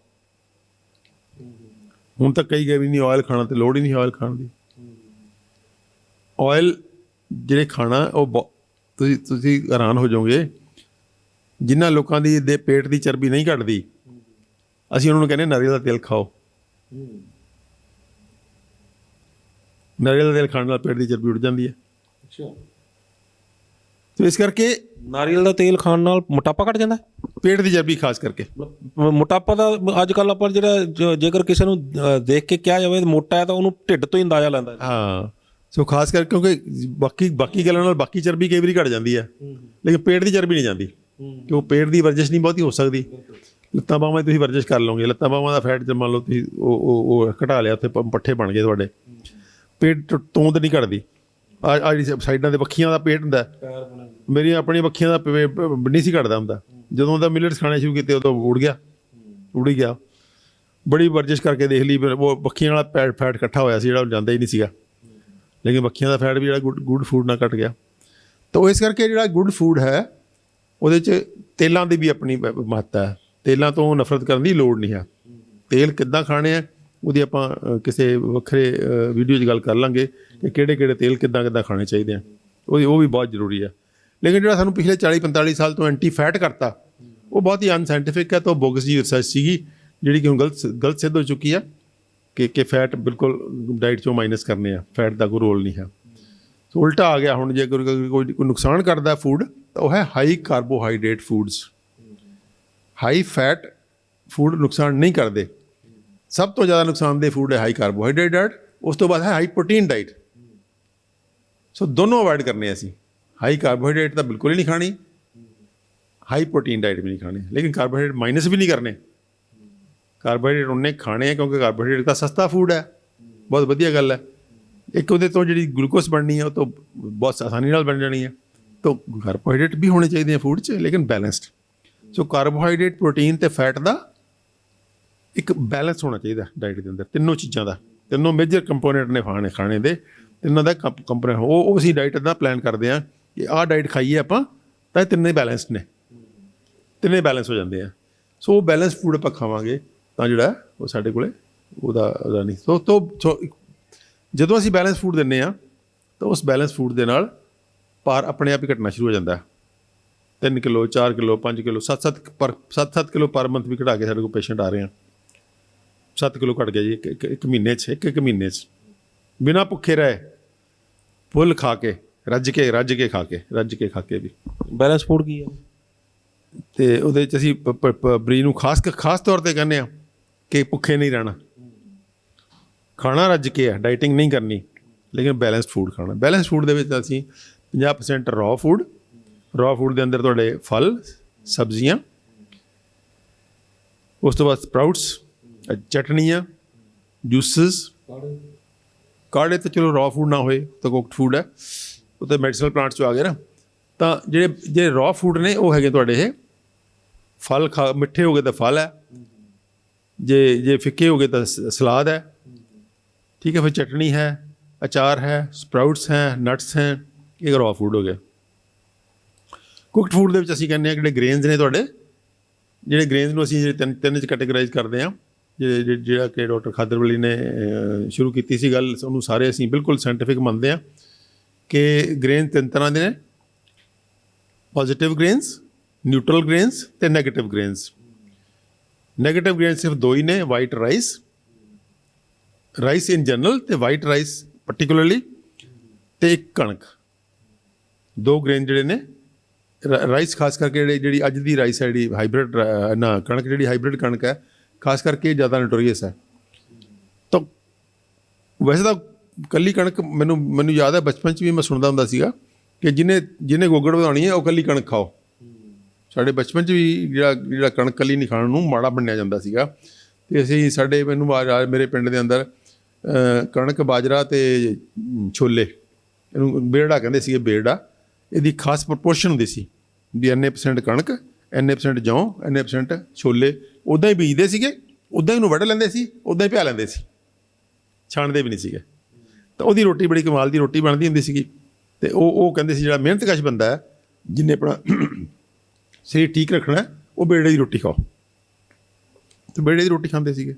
ਬੇੜੇ ਦੀ ਰੋਟੀ ਪੱਤੇ ਪਾ ਲੈਂਦੇ ਸੀਗੇ, ਮਿੱਸੀ ਰੋਟੀ ਬਣ ਜਾਂਦੀ ਸੀ, ਤਾਂ ਬੈਲੈਂਸ ਹੋ ਜਾਂਦੀ ਸੀ। ਤਾਂ ਕਿਤੇ ਨਾ ਕਿਤੇ ਉਹ ਜਿਹੜਾ ਖਾਣਾ ਹੈ ਸਾਡੇ ਕੋਲ, ਜਿਹੜੇ ਗ੍ਰੇਨਸ ਨੇ ਤੁਹਾਡੇ, ਨੈਗੇਟਿਵ ਗ੍ਰੇਨਸ ਹੋ ਗਏ 2 ਜਿਹੜੇ ਬਿਮਾਰ ਕਰਦੇ ਆ, 5 ਹੋ ਗਏ ਪੋਜ਼ੀਟਿਵ ਗ੍ਰੇਨਸ। ਮਿਲਟਸ ਜਿਹੜੇ ਡਾਕਟਰ ਖਾਦਰਵਲੀ ਦੀ ਰਿਸਰਚ ਦਾ ਸਿੱਟਾ ਨੇ, ਉਹਦੇ 'ਚ ਹੈ ਕੋਹਦਰਾ, ਬਾਬੇ ਨਾਨਕ ਵਾਲਾ, ਕੰਗਣੀ, ਕੁਟਕੀ, ਹਰੀ ਕੰਗਣੀ ਅਤੇ ਸੁਆਂਗ। ਨਿਊਟਰਲ ਗ੍ਰੇਨ ਤੁਹਾਡੇ ਆ ਗਏ ਮੱਕੀ, ਬਾਜਰਾ, ਜੌਂ, ਰਾਗੀ, ਜਵਾਰ, ਕਿਨੂਆ, ਪ੍ਰੋਜ਼ੋ ਮਿਲਟ, ਚੁਲਾਈ। ਇਹ ਕਿੰਨੇ ਆਟੇ ਨੇ ਜਿਹੜੇ ਆਟੇ ਅਨਾਜ ਨੇ ਜਿਹੜੇ ਨਿਊਟਰਲ ਮਿਲਟਸ ਨੇ। ਨਿਊਟਰਲ ਦਾ ਮਤਲਬ ਹੈ ਕਿ ਇਹ ਸਿਹਤਮੰਦ ਬੰਦੇ ਲਈ ਓਕੇ ਨੇ, ਲੇਕਿਨ ਬਿਮਾਰ ਬੰਦੇ ਨੂੰ ਬਿਮਾਰੀ ਤੋਂ ਬਾਹਰ ਕੱਢਣ ਵਾਸਤੇ ਇਹ ਕਾਫੀ ਨਹੀਂ ਹੈਗੇ। ਉਹਦੇ ਲਈ ਉਹ 5 ਮਿਲਟਸ ਜਿਹੜੇ ਨੇ ਉਹ ਵੰਡਰਫੁਲ ਨੇ। ਸੋ 5 ਮਿਲਟਸ ਜਿਹੜੇ ਨੇ ਅਸੀਂ ਉਹਨੂੰ ਪ੍ਰਮੋਟ ਕਰਦੇ ਹਾਂ, ਕਿਉਂਕਿ ਉਹਦੇ ਅੰਦਰ ਇੱਕ ਗੁਣ ਹੈ, ਉਹਦੇ ਜਿਹੜੀ ਸਟਾਰਚ ਹੈ ਸਪਾਇਰਲ ਹੈ। ਜਿਵੇਂ ਸਪਰਿੰਗ ਹੁੰਦਾ, ਸਪਰਿੰਗ ਦੇ ਅੰਦਰ ਸਪਰਿੰਗ ਕਾਹਦਾ ਹੈ? ਫਾਈਬਰ ਦਾ। ਉਹਦੇ ਅੰਦਰ ਸਟਾਰਚ ਲੱਗੀ ਹੋਈ ਹੈ। ਉਹ ਜਿਵੇਂ ਫਾਈਬਰ ਹਜਮ ਹੁੰਦੀ ਹੈ, ਕਿਉਂਕਿ ਫਾਈਬਰ ਹੌਲੀ ਹੌਲੀ ਹਜਮ ਹੁੰਦੀ ਹੈ। ਫਾਈਬਰ ਦਾ ਗੁਣ ਹੈ ਕਿ ਫਾਈਬਰ ਨੇ ਸਲੋ ਹਜਮ ਹੋਣਾ। ਜਿਵੇਂ ਫਾਈਬਰ ਹਜਮ ਹੋਈ ਜਾਂਦੀ ਹੈ ਟੁੱਟ ਕੇ, ਤਿਵੇਂ ਉਹ ਗਲੂਕੋਸ ਰਿਲੀਜ਼ ਹੋ ਜਾਂਦੀ ਹੈ ਥੋੜ੍ਹੀ। ਜਿਹੜੀ ਆਪਾਂ ਪਹਿਲਾਂ ਸ਼ੁਰੂ 'ਚ ਗੱਲ ਕੀਤੀ ਸੀਗੀ ਕਿ ਹਾਈ ਗਲੂਕੋਸ ਨਹੀਂ ਹੋਣੀ ਚਾਹੀਦੀ, ਤਾਂ ਉਹ ਗਲੂਕੋਸ ਹਾਈ ਹੁੰਦੀ ਹੋਈ ਨਹੀਂ ਹੈ ਜੇ ਮਿਲਟਸ ਦੇ ਉੱਪਰ। ਇਸ ਕਰਕੇ ਉਹ ਜਿਹੜਾ ਰੂਟ ਕਾਜ਼ ਜਿਹਨੂੰ ਕਿ ਜੜ੍ਹ ਹੀ ਕੱਟਤੀ, ਅਸੀਂ ਜੜ੍ਹ ਹੀ ਕੱਟਤੀ। ਤਾਂ ਮਿਲਟਸ ਜਦੋਂ ਖਾਂਦੇ ਆਪਾਂ ਤਾਂ ਉਹ ਜਿਹੜਾ, ਸੋ ਇਹ ਹੈ ਸਾਡੀ ਜਿਹੜੀ ਵੰਡਰ ਡਾਈਟ ਹੈ, ਜਿਹੜੀ ਕਿ ਬਿਮਾਰੀਆਂ ਦਾ ਵੀ ਇਲਾਜ ਕਰਦੀ ਹੈ ਔਰ ਮੋਟਾਪੇ ਦਾ ਵੀ ਇਸੇ 'ਚ ਇਲਾਜ ਹੈ। ਕਿੰਨੀ ਦੇਰ ਦੇ ਵਿੱਚ ਜੇ ਆ ਸਾਰੀ ਚੀਜ਼ ਫੋਲੋ ਕਰਦਾ, ਮੰਨ ਲਓ ਵੀ ਇੱਕ ਬੰਦੇ ਦਾ 20 ਕਿਲੋ ਭਾਰ ਜ਼ਿਆਦਾ ਹੈਗਾ, ਜੇ ਆਪਾਂ 20 ਕਿਲੋ ਦੀ ਗੱਲ ਕੀਤੀ ਹੈਗੀ ਹੈ, ਜੇਕਰ ਤੁਹਾਡੀ ਡਾਈਟ ਨੂੰ ਜਾਂ ਤੁਹਾਡੇ ਦੱਸੇ ਅਨੁਸਾਰ ਉਹ ਚੱਲਣ ਲੱਗ ਜਾਂਦਾ, ਕਿੰਨੀ ਦੇਰ ਦੇ ਵਿੱਚ ਉਹ ਆਪਣਾ ਜਿਹੜਾ ਇਹ 20 ਕਿਲੋ ਵੇਟ ਜਿਹੜਾ ਉਹ ਖਤਮ ਕਰ ਸਕਦਾ? ਔਸਤਨ 3 ਕਿਲੋ ਪਰ ਮੰਥ। ਔਸਤਨ ਜੀ ਕੁਝ ਲੋਕਾਂ ਦਾ ਜ਼ਿਆਦਾ ਵੀ ਹੋ ਜਾਂਦਾ, ਕੁਝ ਲੋਕਾਂ ਦਾ ਘੱਟ ਹੁੰਦਾ। ਔਸਤਨ ਜਾਂ 3 ਕਿਲੋ ਪਰ ਮੰਥ ਹੁੰਦਾ, ਤਾਂ ਇਸ ਤੋਂ ਤੇਜ਼ੀ ਅਸੀਂ ਚਾਹੁੰਦੇ ਵੀ ਨਹੀਂ ਕਰਨੀ। 6 ਮਹੀਨੇ ਹਾਂ 6 ਮਹੀਨੇ 'ਚ ਉੱਠੇ ਨਾਰਮਲ ਤੇ ਆ ਜਾਏਗਾ। ਉਹਦੇ 'ਚ ਸਿਰਫ 10-15% ਬੰਦੇ ਉਹ ਰਿਸਪੌਂਸ ਘੱਟ ਕਰਦੇ ਆ ਜਿਹੜੇ ਬਹੁਤ ਤਣਾਅ 'ਚ ਹੁੰਦੇ ਆ। ਉਹਦੇ ਮੇਰੇ ਖਿਆਲ 10% ਬੰਦੇ ਅੜ ਜਾਂਦੇ ਆ, ਉਹ ਵੇਟ ਨਹੀਂ ਘਟਦਾ ਉਹਨਾਂ ਦਾ। ਲੇਕਿਨ ਉਹ ਬੰਦੇ ਜਾਂ ਤਾਂ ਤਣਾਅ 'ਚ ਹੁੰਦੇ ਆ ਜਾਂ ਕੋਈ ਨਾ ਕੋਈ ਹੋਰ ਕਾਰਨ ਹੁੰਦਾ, ਕੋਈ ਹੋਰ ਬਿਮਾਰੀ ਨਾਲ ਹੁੰਦੀ ਹੈ। ਲੇਕਿਨ ਤਕਰੀਬਨ ਇਹ 100% ਇਫੈਕਟਿਵ ਹੈ ਕਿ ਤੁਸੀਂ ਪ੍ਰੈਡਿਕਟ ਕਰ ਸਕਦੇ ਹੋ ਕਿ ਤੁਹਾਡਾ ਜਿਹੜਾ ਭਾਰ ਹੈ ਲਗਭਗ 3 ਕਿਲੋ ਪਰ ਮੰਥ ਘਟੇਗਾ ਹੀ ਘਟੇਗਾ। ਬਿਨਾਂ ਕੋਈ ਦਵਾਈ ਖਾਦੇ, ਬਿਨਾਂ ਕੁਛ ਕੀ? ਦਵਾਈ ਨਹੀਂ, ਬਿਨਾਂ ਦਵਾਈ ਖਾਦੇ, ਬਿਨਾਂ ਭੁੱਖੇ ਰਹੇ, ਪੂਰਾ ਰੱਜ ਕੇ ਖਾ ਕੇ ਵੀ ਵੇਟ ਘਟੇਗਾ। ਸੋ ਇਹ ਗਰੰਟਿਡ ਆ? ਬਿਲਕੁਲ ਗਰੰਟਿਡ ਹੈ, ਬਿਲਕੁਲ ਗਰੰਟਿਡ ਹੈ। ਇਸ ਕਰਕੇ ਮੋਟਾਪੇ ਦਾ ਕੋਈ ਕੰਪਲੀਕੇਟਡ ਇਲਾਜ ਕਰਨ ਦੀ ਲੋੜ ਨਹੀਂ, ਕੋਈ ਕਿਸੇ ਜਿੰਮ 'ਚ ਜਾਣ ਦੀ ਬਹੁਤਾ ਲੋੜ ਨਹੀਂ। ਮਤਲਬ ਜਿੰਮ 'ਚ ਜਾਣ ਦੀ ਲੋੜ ਨਹੀਂ ਦਾ ਮੇਰਾ ਮਤਲਬ ਇਹ ਨਹੀਂ ਕਿ ਜਿੰਮ 'ਚ ਨਾ ਜਾਓ, ਜਿੰਮ ਜਾਓ, ਲੇਕਿਨ ਐਕਸਰਸਾਈਜ਼ ਇਹ ਸੋਚ ਕੇ ਕਰੋ ਕਿ ਮੈਂ ਹੈਲਦੀ ਰਹਿਣ ਲਈ ਕਰ ਰਿਹਾ, ਭਾਰ ਘਟਾਉਣ ਲਈ ਨਹੀਂ। ਭਾਰ ਘਟਾਉਣ ਲਈ ਜਦੋਂ ਆਪਾਂ ਐਕਸਰਸਾਈਜ਼ ਓਵਰ ਕਰਦੇ ਹਾਂ ਤਾਂ ਉਹ ਸਰੀਰ ਕੋਈ ਨਾ ਕਿਤੇ ਇੰਜਰੀ ਕਰ ਲੈਂਦੇ ਅਸੀਂ ਓਵਰ ਸਟ੍ਰੈਸ ਕਰਦੇ ਹਾਂ ਜੁਆਇੰਟਸ ਨੂੰ, ਔਰ ਉਹ ਸਗੋਂ ਉਲਟਾ ਕੋਈ ਨਾ ਕੋਈ ਹੋਰ ਬਿਮਾਰੀ ਪਕੜ ਲੈਂਦੀ ਹੈ। ਅੱਛਾ ਡਾਕਟਰ ਸਾਹਿਬ, ਜੇ ਇਹ ਬੰਦਾ 20 ਕਿਲੋ ਭਾਰ ਜਿਹੜਾ 6 ਮਹੀਨੇ ਦੇ ਵਿੱਚ ਘਟਾ ਲੈਂਦਾ, ਤੁਹਾਡੇ ਮੁਤਾਬਕ ਡਾਈਟ ਵੀ ਕਰ, ਕੁਝ ਬਿਮਾਰੀਆਂ ਵੀ ਜਿਹੜੀਆਂ ਨੇ ਇਹਦੇ ਚੋਂ ਨਿਕਲਣਗੀਆਂ ਬੋਡੀ ਦੇ ਅੰਦਰੋਂ, ਜਿਹੜੀਆਂ ਉਹ ਖਤਮ ਹੋ ਜਾਣਗੀਆਂ? ਬਿਲਕੁਲ ਸਰੀਰ ਜਿਹੜਾ ਅੰਦਰੋਂ ਆਪਣਾ ਕਲਵੰਜੀ ਇੱਕੋ ਹੀ ਹੈ, ਜੋ ਜਦੋਂ ਮੋਟਾਪੇ ਨੂੰ ਘਟਾਉਂਦਾ ਤਾਂ ਬਿਮਾਰੀਆਂ ਨੂੰ ਨਾਲ ਠੀਕ ਕਰ ਲੈਂਦਾ। ਕੋਈ ਸਰੀਰ ਦੇ ਅੰਦਰ ਐਸੇ ਕੋਈ ਕੰਪਾਰਟਮੈਂਟ ਨਹੀਂ ਬਣੇ ਹੋਏ ਵੀ ਉਹਨੇ ਪਹਿਲਾਂ ਆਹ ਬਿਮਾਰੀ ਠੀਕ ਕਰਨੀ ਹੈ, ਫਿਰ ਆਹ ਕਰਨੀ, ਇੱਦਾਂ ਨਹੀਂ ਹੁੰਦਾ। Body as a whole healthy ਹੁੰਦੀ ਹੈ। ਜਦੋਂ body as a whole healthy ਹੁੰਦੀ ਹੈ ਤਾਂ ਉਹ ਸਾਰਾ ਕੁਝ ਨਾਲ ਡੀਲ ਕਰ ਲੈਂਦੀ ਹੈ। ਉਹ ਵੱਖਰਾ ਨਹੀਂ ਕਰਦੀ। ਉਹਦੇ ਅੰਦਰ ਕੋਈ ਐਸੀ ਸਿਆਣਪ ਨਹੀਂ। ਉਹਦੇ ਅੰਦਰ ਜਿਹੜੀ ਅੰਦਰਲੀ ਉਹਦੀ ਇਨਰ ਵਿਜ਼ਡਮ ਹੈ ਉਹ ਬੜੀ ਕਮਾਲ ਦੀ ਹੈ। ਉਹਨੂੰ ਹਰ ਚੀਜ਼ ਦਾ ਖਿਆਲ, ਹਰ ਖੂੰਜੇ ਦਾ ਖਿਆਲ ਹੈ, ਉਹਨੂੰ ਹਰ ਸੈੱਲ ਦਾ ਖਿਆਲ ਹੈ। ਔਰ ਹਰ ਸੈੱਲ ਕਿਉਂਕਿ ਤਾਲਮੇਲ 'ਚ ਹੁੰਦਾ ਇੱਕ ਦੂਜੇ ਦੇ, ਉਹ ਕਿਸੇ ਨੂੰ ਮੈਸੇਜ ਦਿੰਦਾ ਰਹਿੰਦਾ। ਉਹਦੇ ਹੈਲਥ ਦਾ ਮੈਸੇਜ ਜਦੋਂ ਹੀ ਜਾਂਦਾ ਤਾਂ ਬਿਮਾਰੀ ਭੱਜ ਜਾਂਦੀ ਹੈ। ਹੈਲਥ ਦਾ ਮੈਸੇਜ ਜਿਹੜਾ ਹੁੰਦਾ ਉਹ ਸਾਰੀ ਸਰੀਰ ਦੇ ਇਕੱਲੇ ਸੈੱਲ ਨੂੰ ਜਾਂਦਾ ਵੀ ਹਾਂ ਹੁਣ ਆਪਾਂ ਹੈਲਦੀ ਹੋ ਰਹੇ ਹਾਂ, ਹੁਣ ਬਿਮਾਰੀ ਜਾ ਰਹੀ ਹੈ। ਉਹ ਸਾਰੇ ਹੈਲਥ ਸੈੱਲ ਜਿਹੜੇ ਨੇ ਉੱਦਾਂ ਹੀ ਅਲਰਟ ਹੋ ਜਾਂਦੇ ਆ। ਜਿੱਦਾਂ ਮਤਲਬ ਤੁਸੀਂ ਪੂਰੇ ਦੇ ਸੈੱਲ ਦੇ ਜਿਹੜੇ ਕਰੋੜ ਸੈੱਲ ਨੇ ਸਾਡੀ ਬੋਡੀ ਦੇ, ਉਹ ਇਕੱਠੇ ਹੀ ਕੰਮ ਕਰਦੇ ਆ, ਇਕੱਠੇ ਸਭ ਕੁਝ ਲੈਂਦੇ ਆ, ਇਕੱਠੇ ਇੱਕੋ ਹੀ ਥਾਂ ਤੋਂ ਡਾਈਟ ਆਉਣੀ, ਉਹਨਾਂ ਨੂੰ ਇੱਕੋ ਥਾਂ ਤੋਂ ਆਕਸੀਜਨ ਆਉਣੀ, ਇੱਕੋ ਹੀ ਹਾਰਟ ਨੇ ਉਹਨਾਂ ਨੂੰ ਬਲੱਡ ਦੇਣਾ। ਇਸ ਕਰਕੇ ਉਹਨਾਂ ਦਾ ਆਪਸ 'ਚ ਬਹੁਤ ਤਾਲਮੇਲ ਹੈ। ਸੋ ਕਰੋੜ ਸੈੱਲ ਜਿਹੜੇ ਨੇ ਤਾਲਮੇਲ 'ਚ ਕੰਮ ਕਰ ਰਹੇ ਹੁੰਦੇ ਆ। ਇਸ ਕਰਕੇ ਇਕੱਲਾ ਮੋਟਾਪਾ ਨਹੀਂ ਠੀਕ ਹੋਏਗਾ, ਬਾਕੀ ਬਿਮਾਰੀਆਂ ਵੀ ਨਾਲ ਠੀਕ ਹੋ ਜਾਣਗੀਆਂ। ਅੱਛਾ ਡਾਕਟਰ ਸਾਹਿਬ, ਇੱਕ ਚੀਜ਼ ਦੱਸੋ, ਹੁਣ ਮੈਨੂੰ ਲੱਗਦਾ ਦੇਖਣ ਵਾਲੇ ਸੋਚ ਰਹੇ ਹੋਣੇ ਵੀ ਜਿਹੜੀ ਡਾਕਟਰ ਸਾਹਿਬ ਦੀ ਡਾਈਟ ਹੈ ਅਤੇ ਜਿਹੜੀ ਅਸੀਂ ਆਮ ਡਾਈਟ ਖਾ ਰਹੇ ਹਾਂ ਉਹ ਜ਼ਰੂਰ ਕਿਤੇ ਨਾ ਕਿਤੇ ਮਹਿੰਗੀ ਹੋਏਗੀ, ਜਾਂ ਕਿਤੇ ਨਾ ਕਿਤੇ ਪੈਸਾ ਉਹਦੇ 'ਚ ਵੱਧ ਲੱਗਦਾ ਹੋਏਗਾ, ਜਾਂ ਪੈਸਿਆਂ ਦਾ ਵੀ ਫਰਕ ਪੈਂਦਾ ਹੋਏਗਾ। ਬੜੀ ਦੁਨੀਆ ਸੋਚ ਰਹੀ ਹੋਵੇਗੀ ਅਸੀਂ ਗਰੀਬ ਬੰਦੇ ਹਾਂ ਜੀ, ਕਿੱਥੋਂ ਡਾਕਟਰ ਸਾਹਿਬ ਦੀ ਡਾਈਟ ਖਾ ਲਾਂਗੇ। ਉਹ ਡਾਈਟ ਜਿਹੜੀ ਅਸੀਂ ਖਾ ਰਹੇ ਹਾਂ ਉਹਦੇ 'ਚੋਂ ਸਾਨੂੰ ਕਿੱਥੇ ਪੈਸੇ ਹੈਗੇ ਨੇ ਸਾਡੇ ਕੋਲ, ਕੀ ਪੈਸਿਆਂ ਦਾ ਵੀ ਫਰਕ ਪਏਗਾ ਇਹਦੇ 'ਚ? ਨਹੀਂ, ਇਹਦਾ ਡਾਈਟ ਸਗੋਂ ਉਲਟਾ ਸਸਤੀ ਹੈ, ਮਹਿੰਗੀ ਨਹੀਂ ਹੈ। ਦੇਖਣ ਨੂੰ ਮਿਲਟਸ ਜਿਹੜੇ ਨੇ ਉਹ ਕਣਕ ਜਾਂ ਚੌਲ ਦੇ ਮੁਕਾਬਲੇ 'ਚ ਮਹਿੰਗੇ ਆ, ਲੇਕਿਨ ਉਹ ਖਾਏ ਘੱਟ ਜਾਂਦੇ। ਇੱਕ ਤਾਂ ਦੂਜੀ ਗੱਲ, ਅਸੀਂ ਦੁੱਧ ਬੰਦ ਕਰਾ ਦਿੰਦੇ ਹਾਂ, ਦੁੱਧ ਦਾ ਪੈਸਾ ਬਚ ਗਿਆ। 4-5 ਰੁਪਏ ਦੁੱਧ ਬਹੁਤ ਮਹਿੰਗਾ ਹੈ। ਉਹ ਜਿਹੜਾ ਪੈਸਾ ਦੁੱਧ ਦਾ ਬਚ ਗਿਆ ਤੁਹਾਡਾ, ਉਹ ਤੁਹਾਡਾ ਦੂਜੇ ਪਾਸੇ ਲਾ ਲਓ, ਫਲਾਂ 'ਤੇ ਲਾ ਲਓ ਅਤੇ ਉਹਦੇ 'ਤੇ ਲਾ ਲਓ। ਸੋ ਡਾਈਟ ਦਾ ਓਵਰਆਲ ਬਜਟ ਰਸੋਈ ਦਾ ਨਹੀਂ ਵੱਧਦਾ। ਜੇ ਤੁਸੀਂ ਓਵਰਆਲ ਬਜਟ ਲਾਓਗੇ ਤਾਂ ਨਹੀਂ ਵੱਧਦਾ। ਅਤੇ ਜੇ ਵਿੱਚ ਦਵਾਈਆਂ ਲਾ ਲਓ ਤਾਂ ਫਿਰ ਤਾਂ ਸਗੋਂ ਉਲਟਾ ਫਾਇਦੇ 'ਚ ਚੱਲ ਜਾਓ, ਕਿਉਂਕਿ ਦਵਾਈਆਂ ਦਾ ਖਰਚਾ ਬਿਲਕੁਲ ਬੰਦ ਹੋ ਜਾਂਦਾ। ਦਵਾਈਆਂ ਤੁਹਾਡੀਆਂ ਜਿੱਦਾਂ ਤੁਸੀਂ ਡਾਈਟ ਛਾਣੀ ਸ਼ੁਰੂ ਕਰਤੀ, ਉਦੋਂ ਦਵਾਈਆਂ ਦਾ ਖਰਚਾ ਘਟਣਾ ਸ਼ੁਰੂ ਹੋ ਗਿਆ ਸਿੱਧਾ ਹੀ ਨਾਲ ਦੀ ਨਾਲ ਹੀ। ਤੁਹਾਡੀ ਇੱਕ ਦੋ ਕਰਕੇ ਦਵਾਈਆਂ ਘਟੀ ਜਾਣੀਆਂ ਨੇ, ਪ੍ਰੋਫਿਟ 'ਚ ਆ ਗਿਆ ਉਲਟਾ। ਬਿਲਕੁਲ ਦਵਾਈਆਂ ਦਾ ਖਰਚਾ ਬੰਦ ਹੋ ਗਿਆ, ਦੁੱਧ ਦਾ ਖਰਚਾ ਬੰਦ ਹੋ ਗਿਆ, ਨੌਨ ਵੈਜ ਅਸੀਂ ਬੰਦ ਕਰਾਉਣੇ, ਨੌਨ ਵੈਜ ਮਹਿੰਗਾ ਹੁੰਦਾ, ਉਹਦਾ ਖਰਚਾ ਬੰਦ ਹੋ ਗਿਆ। ਤਾਂ ਤੁਹਾਡੇ ਕੋਲ ਤਾਂ ਸਬਜ਼ੀਆਂ ਅਸੀਂ ਜਿਹੜੀਆਂ ਕਰਨੇ ਉਹ ਬਹੁਤੀਆਂ ਘਰ 'ਚ ਲੱਗ ਸਕਦੀਆਂ ਨੇ। ਕੱਚੀਆਂ ਖਾਣ ਨੂੰ ਕਹਿੰਦੇ ਗੈਸ ਦਾ ਵੀ ਖਰਚਾ ਹੋਇਆ। ਹਾਂ ਬਿਲਕੁਲ ਕੱਚਾ ਖਾਣਾ ਤਾਂ ਅੱਧਾ ਉਧਰ ਗੈਸ ਦਾ ਖਰਚਾ ਬਚ ਗਿਆ। ਫਿਰ ਰਸੋਈ ਦਾ ਕੰਮ ਵੀ ਘਟਦਾ। ਸ਼ੁਰੂ 'ਚ ਲੱਗਦਾ ਵੀ ਸ਼ਾਇਦ ਰਸੋਈ ਦਾ ਕੰਮ ਵੱਧ ਜਾਏਗਾ, ਲੇਕਿਨ ਮਿਲਟ ਬਣਾਉਣੇ ਇੰਨੇ ਸੌਖੇ ਆ ਕਿ ਰਸੋਈ ਦਾ ਕੰਮ ਵੀ ਘਟ ਜਾਂਦਾ। ਤੁਸੀਂ ਇੱਕ ਵਾਰੀ ਬਣਾ ਲਏ ਤਾਂ ਭਾਵੇਂ ਤੁਸੀਂ 24 ਘੰਟੇ ਉਸੇ ਨੂੰ ਖਾਈ ਜਾਓ। ਮੰਨ ਲਓ ਤੁਸੀਂ ਚੌਲਾਂ ਵਾਂਗੂ ਬਣਾ ਕੇ ਰੱਖ ਲਏ ਮਿਲਟ, ਬਾਅਦ 'ਚ ਜੋ ਦਾਲ ਸਬਜ਼ੀ ਬਣੀ ਉਹਦੀ ਪਾਪਾ ਖਾਈ ਜਾਓ। ਸਵੇਰੇ ਕੋਈ ਹੋਰ ਪਾ ਲਓ ਦਾਲ ਸਬਜ਼ੀ, ਸ਼ਾਮੀ ਦੁਪਹਿਰੇ ਕੋਈ ਚਟਨੀ ਖਾ ਲਓ, ਸ਼ਾਮੀ ਕੋਈ ਕਿਸੇ ਹੋਰ ਚੀਜ਼ ਨਾ ਖਾ ਲਓ, ਤਾਂ ਵੈਰਾਈਟੀ ਵੀ ਬਣ ਜਾਂਦੀ ਉੱਦਾਂ। ਅਤੇ ਰਾਹ ਫੂਡ ਜਿਹੜਾ ਹੈਗਾ ਉਹ ਨਾਲ ਵੈਰਾਈਟੀ ਵੈਸੇ ਬਣਾ ਦਿੰਦਾ। ਤਾਂ ਇਸ ਕਰਕੇ ਥੋੜ੍ਹੀ ਜਿਹੀ ਪਲੈਨਿੰਗ ਦੀ ਕਲਾਕਾਰੀ ਹੈ, ਬਸ ਇਹ ਕਲਾਕਾਰੀ ਹੈ ਥੋੜ੍ਹੀ ਜਿਹੀ। ਜਿਹੜਾ ਬੰਦਾ ਕਲਾਕਾਰੀ ਸਿੱਖ ਜਾਂਦਾ ਬਹੁਤ ਖੁਸ਼ ਰਹਿੰਦਾ। ਕਈ ਬੰਦੇ ਜਿਹੜੇ ਨੇ ਉਹ ਪੁਰਾਣੀਆਂ ਆਦਤਾਂ ਦੇ ਸ਼ਿਕਾਰ ਹੁੰਦੇ ਨੇ, ਉਹ ਥੋੜ੍ਹੇ ਜਿਹੇ ਜ਼ਰੂਰ ਔਖੇ ਹੁੰਦੇ ਆ, ਲੇਕਿਨ ਮੈਜੋਰਟੀ ਬੰਦੇ ਮੈਂ ਦੇਖਿਆ 80% ਬੰਦੇ ਜਿਹੜੇ ਨੇ ਸਾਡੇ ਪੇਸ਼ੈਂਟ ਨੇ ਉਹ ਕਲਾਕਾਰੀ ਸਿੱਖ ਜਾਂਦੇ ਜਦੋਂ, ਤਾਂ ਫਿਰ ਉਹ ਬੜੇ ਖੁਸ਼ ਹੁੰਦੇ ਆ। 20% ਇਹੋ ਜਿਹੇ ਨੇ ਜਿਹੜੇ ਉਹ ਪੁਰਾਣੀ ਆਦਤ ਵਾਲੇ ਰਹਿੰਦੇ ਆ, ਉਹਨਾਂ ਨੂੰ ਪੁਰਾਣੀ ਆਦਤ ਯਾਦ ਆਈ ਜਾਂਦੀ ਹੈ। ਤਾਂ ਉਹਦੇ ਲਈ ਮੈਂ ਬੇਨਤੀ ਕਰਾਂਗਾ ਕਿ ਜਿਹਨੂੰ ਇਹ ਪੁਰਾਣੀ ਆਦਤ ਹਟਾਉਣੀ ਹੈ, 21 ਦਿਨ ਦਾ ਉਹ ਜਿਹੜਾ ਰੂਟੀਨ ਹੈ ਕਿ 21 ਦਿਨ ਤੁਸੀਂ ਨਵੀਂ ਡਾਈਟ ਸਖਤੀ ਨਾਲ ਲਾਗੂ ਕਰ ਲਓ ਬਸ। 21 ਦਿਨ ਤੁਹਾਡੀਆਂ ਪੁਰਾਣਾ ਕੀੜਾ ਜਿਹੜਾ ਉਹ ਸੌਂ ਜਾਂਦਾ ਵੀ ਮੈਂ ਆਹੀ ਚਾਹੀਦਾ, ਮੈਨੂੰ ਤਾਂ ਆਹੀ ਚਾਹੀਦਾ, ਉਹ ਕੀੜਾ ਸ਼ਾਂਤ ਹੋ ਜਾਂਦਾ ਅਤੇ ਤੁਸੀਂ ਫਿਰ ਆਪਣੇ ਨਵੇਂ ਰੂਟੀਨ ਦੇ ਹਿਸਾਬ ਨਾਲ ਖਾਓ ਤਾਂ ਕੋਈ ਕਾਰਨ ਨਹੀਂ ਕਿ ਤੁਸੀਂ ਬਿਮਾਰ ਹੋ ਜਾਓ। ਔਰ ਬੜੇ ਆਰਾਮ ਨਾਲ ਤੁਸੀਂ 100 ਸਾਲ ਪਲੱਸ 100 ਪਲੱਸ ਦੀ ਲਾਈਫ ਜਿਹੜੀ ਹੈ, ਐਕਟਿਵ ਲਾਈਫ ਹੈ, ਉਹ ਹਰ ਇਨਸਾਨ ਨੂੰ ਅੱਜ ਦੇ ਯੁੱਗ 'ਚ ਪੋਸੀਬਲ ਹੈ। ਅਤੇ ਉਹ ਮੇਰੇ ਖਿਆਲ ਸਾਨੂੰ ਸਾਰਿਆਂ ਨੂੰ ਇਸ ਗੱਲ ਦਾ ਯਤਨ ਕਰਨਾ ਚਾਹੀਦਾ ਕਿਉਂਕਿ ਪਰਮਾਤਮਾ ਨੇ ਉਹਨੂੰ 125 ਸਾਲ ਲਈ ਬਣਾਇਆ ਤਾਂ ਉਹਨੂੰ 70 ਸਾਲ 'ਤੇ ਲੁੜਕ ਜਾਣਾ ਜਿਹੜਾ ਹੈ ਉਹ ਕੋਈ ਮਤਲਬ ਇੱਕ ਕਿਸਮ ਦੀ ਪਰਮਾਤਮਾ ਦੀ ਵੀ ਹੱਦ ਤੱਕ ਹੈ ਕਿਉਂਕਿ ਤੁਹਾਨੂੰ 70 ਸਾਲ ਦੇ ਹੁੰਦੇ ਇੱਕ ਤਜਰਬਾ ਹੋ ਗਿਆ ਜ਼ਿੰਦਗੀ ਦਾ। ਉਹ ਤਜਰਬੇ ਨੂੰ ਤੁਸੀਂ ਮੋੜਨਾ ਹੁੰਦਾ ਧਰਤੀ ਮਾਤਾ ਨੂੰ। ਉਹ ਤਜਰਬੇ ਤੁਸੀਂ ਇੰਨੇ ਰਿਚ ਹੋ ਜਾਂਦੇ ਹੋ, ਇੰਨੇ ਅਮੀਰ ਹੋ ਜਾਂਦੇ ਹੋ। ਹੁਣ ਜਿਵੇਂ ਇਸ ਉਮਰ 'ਚ ਆ ਕੇ ਹੁਣ ਮੇਰੇ ਵਾਲੀ ਉਮਰ ਆ ਗਈ ਤਾਂ ਹੁਣ ਮਜ਼ਾ ਹੀ ਹੋਰ ਆ ਰਿਹਾ ਕਿ ਤੁਹਾਡੇ ਕੋਲ ਇੰਨਾ ਜ਼ਿਆਦਾ ਕੁਛ ਹੈ ਦੇਣ ਲਈ, ਲੇਕਿਨ ਜੇ ਤੁਸੀਂ ਮਰ ਜਾਓ ਤਾਂ ਇੱਕ ਕਿਸਮ ਦੀ ਤੁਸੀਂ ਘਾਟਾ ਹੋ ਗਿਆ ਨਾ ਧਰਤੀ ਨੂੰ ਕਿ ਧਰਤੀ ਮਾਂ ਨੂੰ ਤੋਂ ਇੰਨਾ ਕੁਛ ਸਿੱਖਿਆ, ਇੰਨਾ ਕੁਛ ਉਹ ਤੋਂ ਤੁਸੀਂ ਲਰਨ ਕੀਤਾ, ਇੰਨਾ ਤੁਸੀਂ ਗਿਆਨ ਇਕੱਠਾ ਕੀਤਾ ਜਾਂ ਹੋਰ ਕਲਾ ਆਈ ਤੁਹਾਨੂੰ, ਉਹਨੂੰ ਅਗਲੀ ਪੀੜ੍ਹੀ ਨੂੰ ਦੇਣਾ ਆਪਾਂ ਨੇ। ਤਾਂ ਅਗਲੀ ਪੀੜ੍ਹੀ ਨੂੰ ਦਿਓ ਕਿਉਂਕਿ ਇਸ ਤੋਂ ਕੁਛ ਨਹੀਂ ਕਰਨਾ, ਤੁਸੀਂ ਉਹਨੂੰ ਦੇਣਾ ਬਸ। ਤੁਹਾਨੂੰ ਕੋਈ ਆਸ ਨਹੀਂ ਕਰਦੇ ਉਹ ਵੀ ਤੁਸੀਂ ਕੋਈ ਬਹੁਤ ਸਖਤ ਕੰਮ ਕਰੋ, ਤੁਸੀਂ ਉਹਨਾਂ ਨੂੰ ਸਿਰਫ ਉਹ ਗੁਰ ਦੇਣੇ ਆ, ਉਹ ਗਿਆਨ ਦੇਣਾ, ਉਹ ਕਲਾ ਦੇਣੀ ਹੈ ਕਿ ਵੀ ਬੇਟਾ ਇੱਦਾਂ ਕਰੀ ਚਲੋ ਤੁਸੀਂ ਤਾਂ ਬੱਲੇ ਆ। ਕੋਈ ਨਹੀਂ, ਕੋਈ ਜ਼ਿੰਦਗੀ ਜਿਹੜੀ ਹੈ ਬੜੀ ਸੌਖੀ ਹੁੰਦੀ ਹੈ, ਉਹ ਬੜੀ ਸੋਹਣੀ ਹੁੰਦੀ ਹੈ ਅਤੇ ਐਵੇਂ ਉਲਝੀਦਾ ਨਹੀਂ ਹੁੰਦਾ।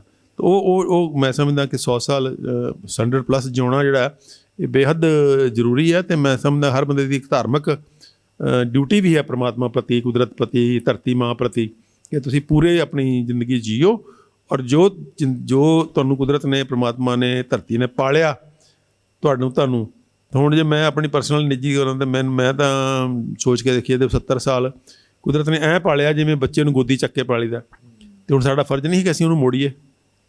ਧਰਤੀ ਮਾਂ ਦਾ ਮੋੜਨ ਵਾਸਤੇ ਜਿਹੜੀ ਇਹ ਬਾਅਦ ਵਾਲੀ ਲਾਈਫ ਹੁੰਦੀ ਹੈ ਨਾ, ਜਿੱਥੇ ਤੁਸੀਂ ਉਹ ਤੁਸੀਂ ਮਤਲਬ ਮੋੜਦੇ ਜ਼ਿਆਦਾ ਹੋ, ਤੁਹਾਡੀ ਲੋੜਾਂ ਘੱਟ ਜਾਂਦੀਆਂ ਨੇ।